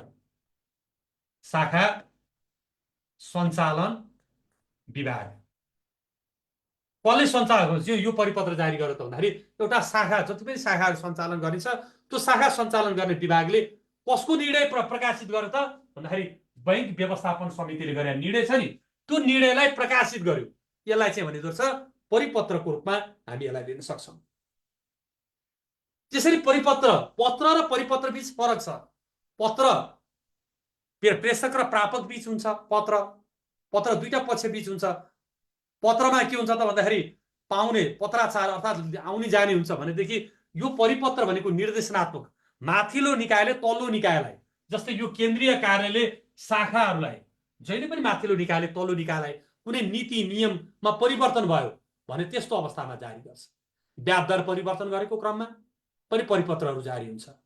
कुनै नियमहरू परिवर्तन भएको अवस्थामा पनि परिपत्र जारी हुन्छ। त्यसैले परिपत्र भनेको नियममा परिवर्तनको रूपमा लिन सकिन्छ। अब साथीहरूलाई यो पाठ पनि सकियो र पत्र लेख्दाखेरि ध्यान दिनुपर्ने कुराहरू त पत्रमा लचकता हुनुपर्छ, पत्रमा सरलता हुनुपर्दछ, पत्र स्पष्ट हुनुपर्छ, पत्र पूर्ण हुनुपर्छ। यो पत्रमा ध्यान दिनुपर्ने कुराहरू तपाईँले लेख्न सक्नुहुन्छ। अब यहाँ जोखिम भन्नाले के बुझिन्छ? बैंकमा हुने जोखिमहरू थाहा छ, तपाईँहरूले लेख्नु भएको छ। म तपाईँको यो अकाउन्टिङको पाठ, सेवाको पाठ भए पनि म तपाईँलाई जोखिमको बारेमा भन्छु। एउटा बैंक भनेको एउटा जोखिमको क्षेत्र हो। बैंकमा विभिन्न प्रकारका जोखिमहरू हुन्छन्। जोखिम भनेको अनएक्सपेक्टेड इभेन्ट, अनपेक्षित किसिमको परिणामलाई हामी जोखिम भन्छौँ। भविष्यमा हुन सक्ने घटनाहरू, भविष्यमा हुन सक्ने परिस्थिति जुन फेभरेबल हुन सक्छ, संस्थाको हितमा नहुन सक्छ, त्यस्तो अवस्थालाई हामी जोखिम भन्दछौँ। जोखिम भनेको अपेक्षा गरे अनुसार प्रतिफल हासिल हुन नसक्ने अवस्थालाई हामी जोखिम भन्दछौँ। जे अपेक्षा गरिएको छ त्यो अपेक्षित परिणाम आउन सक्ने अवस्था नहुनु, त्यो जोखिम हो। अर्थात् अवस्थामा परिवर्तन आउन सक्नु, सोचेको अवस्थामा परिवर्तन आउन सक्नुलाई हामी जोखिम भन्दछौँ। रिस्क भनेको अनएक्सपेक्टेड वान्ट्स हो, अनपेक्षित किसिमको परिणाम हो। त्यो भोलि हो, आजै हुन्छ भन्ने छैन। जोखिम आज हामी जोखिम किन मोल्छौँ? भविष्यको अनिश्चित भविष्यमा जोखिम मोल्दछौँ। त्यसैले बैंक पनि जोखिम मोलिरहेको हुन्छ। बैंक तथा वित्तीय संस्थाले पनि जोखिमहरू मोलिरहेका हुन्छन्। जोखिम विभिन्न किसिमका हुन सक्छन्, एउटै किसिमका छैन। जोखिमहरू चाहिँ कर्जा सम्बन्धी जोखिम हुन सक्छ, जोखिमहरू त्यसपछि आएर सञ्चालनसँग सम्बन्धित जोखिमहरू हुन्छन्, जोखिमहरू बजारसँग सम्बन्धित जोखिम हुन्छ, तरलता सम्बन्धित जोखिम हुन्छ। त्यसैले बैंकभित्र हुन सक्ने जोखिमहरू भनेको सञ्चालन जोखिम, कर्जासँग सम्बन्धित जोखिम, ब्याज दरमा परिवर्तन हुने जोखिम, यसलाई हामी जोखिमको रूपमा चर्चा गर्न सक्छौँ। हरेक जोखिमलाई वाच गरेर जोखिमको कुशल व्यवस्थापन गर्नुपर्छ, जोखिमलाई नियन्त्रण गर्नुपर्छ। अर्थात् जोखिमलाई पहिला नै मिटिगेसन गर्नुपर्छ, जोखिमलाई पहिला नै बुझेर कस्ता खालको जोखिम आउन सक्छन् भन्ने हेरेर पहिला नै पूर्व तयारी गर्नुपर्छ। नत्र भने सङ्गठन सङ्कटमा जान सक्छ। जोखिमलाई व्यवस्थापन नगर्ने भने सङ्गठन सङ्कटमा जान सक्छ। त्यसैले संस्थाको प्रतिकूलताको अवस्था सृजना हुन सक्छ। त्यसैले जोखिमलाई बैंकिङ क्षेत्रमा आउने विभिन्न ब्याज दरसँग सम्बन्धित जोखिम, ब्याज दरमा परिवर्तनका कारणले हुन सक्ने हानि नोक्सानी, सञ्चालन जोखिम, बैंक सञ्चालन गर्दा आउन सक्ने विभिन्न किसिमका फ्रडहरू हुन सक्छन्, अर्थात् कमी कमजोरीहरू, त्रुटिहरू पनि हुन सक्छन्। त्यो कारणले मानवीय त्रुटि, सिस्टमका त्रुटिहरूले हुन सक्ने जोखिमहरू पनि हुन सक्छन्। त्यसलाई पनि हामी जोखिमको रूपमा लिन सक्छौँ। हरेक किसिमका जोखिमहरूलाई विश्लेषण गरेर संस्था सञ्चालन गर्नुपर्छ। अर्को क्वेसन छ तपाईँहरूलाई, अन्तरशाखा कारोबार र बैंकिङ कारोबारमा यसको महत्त्व किन रहन्छ त? एउटा अन्तरशाखा कारोबार भनेको एउटा शाखा र अर्को शाखा बीच हुने कारोबारलाई हामी अन्तरशाखा कारोबार भन्छौँ। जस्तै राष्ट्रिय वाणिज्य बैंकको शाखा कार्यालय बानेश्वर र शाखा कार्यालय बनेपा बीचको कारोबारलाई अन्तरशाखा कारोबार भन्छौँ। एउटा शाखा र अर्को शाखा बीच हुने कारोबार, एउटा शाखाको दायित्व अर्को शाखाले भुक्तानी गर्ने, एउटा शाखाको निक्षेप अर्को शाखाले सङ्कलन गर्ने, यस्तो खालको अवस्थालाई हामी अन्तरशाखा कारोबार भन्दछौँ। अन्तर्ब्याङ्क कारोबार पनि हुन्छ। अन्तर्ब्याङ्क कारोबार भनेको राष्ट्रिय वाणिज्य बैंक र तपाईँको एनआइसी एसिया बैंक, दुईटा बैंक बीचको कारोबारलाई अन्तर्ब्याङ्क कारोबार भन्छौँ। हामीले अन्तरशाखा भनेको राष्ट्रिय वाणिज्य बैंक भित्रकै एउटा शाखा र अर्को शाखा बीच भएको कारोबारलाई हामी अन्तरशाखा कारोबारको रूपमा लिन सक्छौँ। यस्तो कारोबारको महत्त्व रहन्छ। हेर्नुहोस् है, हरेक बैंक तथा वित्तीय संस्थामा बैंक प्रणालीमा एउटा नवीनतम पद्धतिको प्रयोग हुन्छ। जस्तै ABBS system, any branch banking system. ग्राहकहरूलाई सजिलो छ, एउटा कुनै ठाउँमा गएर पैसा झिक्न सक्छन्, कुनै ठाउँमा गएर डिपोजिट लिन सक्छन्, कुनै ठाउँबाट फन्ड ट्रान्सफर गर्न सक्छन्। त्यसैले ग्राहकलाई सजिलो छ। यसको महत्त्व भनेको ग्राहक सहजता, सेवा सुविधामा प्रभावकारिता, छरितोपन र कुनै ब्रान्चमा नोक्स चाहिँ दुर्घटना हुँदा पनि अर्को ब्रान्चबाट सेवा लिन सक्ने अवस्था, यो एनी ब्रान्च ब्याङ्किङ सर्भिस हुने, ग्राहकलाई सन्तुष्टि बढाउने एउटा युनिभर्सल ब्याङ्किङ सिस्टम, विश्वव्यापी मान्यतामा आधारित, एउटा अन्तर्राष्ट्रिय अभ्यासमा आधारित एउटा युनिभर्सल ब्याङ्किङ सिस्टमको सेवा प्राप्त गर्न सकिन्छ अन्तरशाखाबाट। त्यसैले आजभोलि बैंकलाई सबलीकरण गरेर, बैंकलाई प्रभावकारी रूपमा सञ्चालन गरेर एउटा अन्तरशाखा कारोबार गर्ने गरिएको पाइन्छ। कस्ता कारोबार हुन्छन् त? जस्तै इसिसी चेकहरू हुन्छन्, एउटा ठाउँको अर्को ओबिसी ओभर द काउन्टर भन्छ, यस्तो खालको चेकहरू, इलेक्ट्रोनिक्स ब्याङ्किङ चेकहरू हुन्छन्, एबीबीएस सर्भिस हुन्छ, एटिएम सेवाहरू हुन्छन्, यस्तो खालको चाहिँ ड्राफ्ट सर्भिसहरू हुन्छन्। आजभोलि त हरेक कारोबारहरू एनी ब्रान्च ब्याङ्किङ सर्भिस, कुनै पनि ब्रान्चबाट सर्भिस लिन सक्ने भएको हुनाले गर्दा यस्ता खालका सेवाहरू कुनै ब्रान्चमा खाता खोलेर एउटा शाखामा खाता खोलेर अर्को शाखाबाट सेवा लिने त्यस्तो खालको पद्धतिलाई हामी अन्तर शाखा कारोबारको रूपमा लिन सक्छौँ। अघि मैले भने एटिएम सर्भिस होला, चेक डिपोजिट होला, चेक पेमेन्टको विषय हुन्छ, त्यसपछि चेकहरू कलेक्सनका कुराहरू छन्। यो सबै अन्तर शाखा कारोबारबाट यस्ता खालका कारोबारहरू हुन सक्छन्। र यसरी साथीलाई मोबाइलबाट मोबाइल सर्भिस र मोबाइलबाट फन्ड ट्रान्सफरका सर्भिसहरू छन्। यी सबै कुरालाई पनि हामी एउटा अन्तर कारोबारभित्र राख्न सक्छौँ। साथीहरू ठ्याक्कै 10 बज्यो। तपाईँलाई 1.5 घन्टाभित्र मैले आज सोधेका क्वेसनहरू सरसर्ती जानकारी गराएँ। तपाईँलाई कतिको प्रोडक्टिभ भयो, पक्कै पनि प्रोडक्टिभ भयो भने मलाई लाग्छ तपाईँले कति लेख्नुभयो, तपाईँले लेखेको कुरामा आधारित हुनुपर्छ। मैले यस्तो हुनुपर्छ भने तपाईँहरूले कमेन्ट बक्समा लेखेको आधारमा भन्ने हो नि त। तपाईँले राम्रै लेख्नुभयो भने मलाई लाग्छ जति साथीहरूले कमेन्ट बक्समा लेख्नुभयो, लेखेका साथीहरूकोबाट हेर्ने हो भने उहाँहरूले राम्रै लेख्नुभयो होला। यति गरौँ आजकोलाई। र तपाईँहरूले कमेन्ट बक्समा कमेन्ट गर्नु होला कतिको तपाईँलाई बेनिफिट भयो, यो फिडब्याकबाट कतिको बेनिफिट भयो, तपाईँहरू कहाँनिर हुनुहुँदो रहेछ आफ्नो मूल्याङ्कन आफै गर्नु होला। र पक्कै पनि सहयोग भयो भने मलाई लाग्छ। र यति भन्दै आजको क्लास हामी इन्डिङ गरौँ। कमेन्ट बक्समा तपाईँहरूले छुट्याउनु होला है। म्याथको क्वेसन चाहिँ अब मैले म्याथको पार्ट नगरिकन म्याथको टिचर म नभएको हुनाले गर्दा म्याथको क्वेसनहरू मैले यहाँ समावेश गरेको छैन। अरू कुराहरू चाहिँ तपाईँहरूलाई सबै कुराहरू जानकारी गराएँ। ल थ्याङ्क यू। कतिको चाहिँ कतिपय साथीहरू मैले पढाएका साथीहरू हुनुहुन्छ होला, कतिपय साथीहरू मैले नपढाएका साथीहरू पनि हुनुहुन्छ होला। पढेका साथीहरूलाई त थाहा छँदैछ र नपढेका साथीहरूको लागि पनि यो एउटा जानकारीमूलक चाहिँ एउटा फिडब्याक क्लास भएको हुनाले गर्दा छोटो समयमा तपाईँलाई जुन 1.5 घन्टाको समयमा झन्डै 80 मार्क्स कभरेज गरेर तपाईँलाई जानकारी गराइयो। यतिसम्म मैले भनेको अनुसारको तपाईँले लेख्न सक्नुभयो र त्यो फर्मेटभित्र रहेर तपाईँले लेख्न सक्नुभयो भने तपाईँहरूको पक्कै पनि सफलता मिल्छ भन्ने कुरा गराएँ मैले। ल साथीहरू यति गर्दै बाई बाई। सबै साथीहरूलाई पछि पनि हामी भेट्न सक्ने रहन्छ। धन्यवाद है त। ल थ्याङ्क यू सबै साथीहरूलाई। Good night.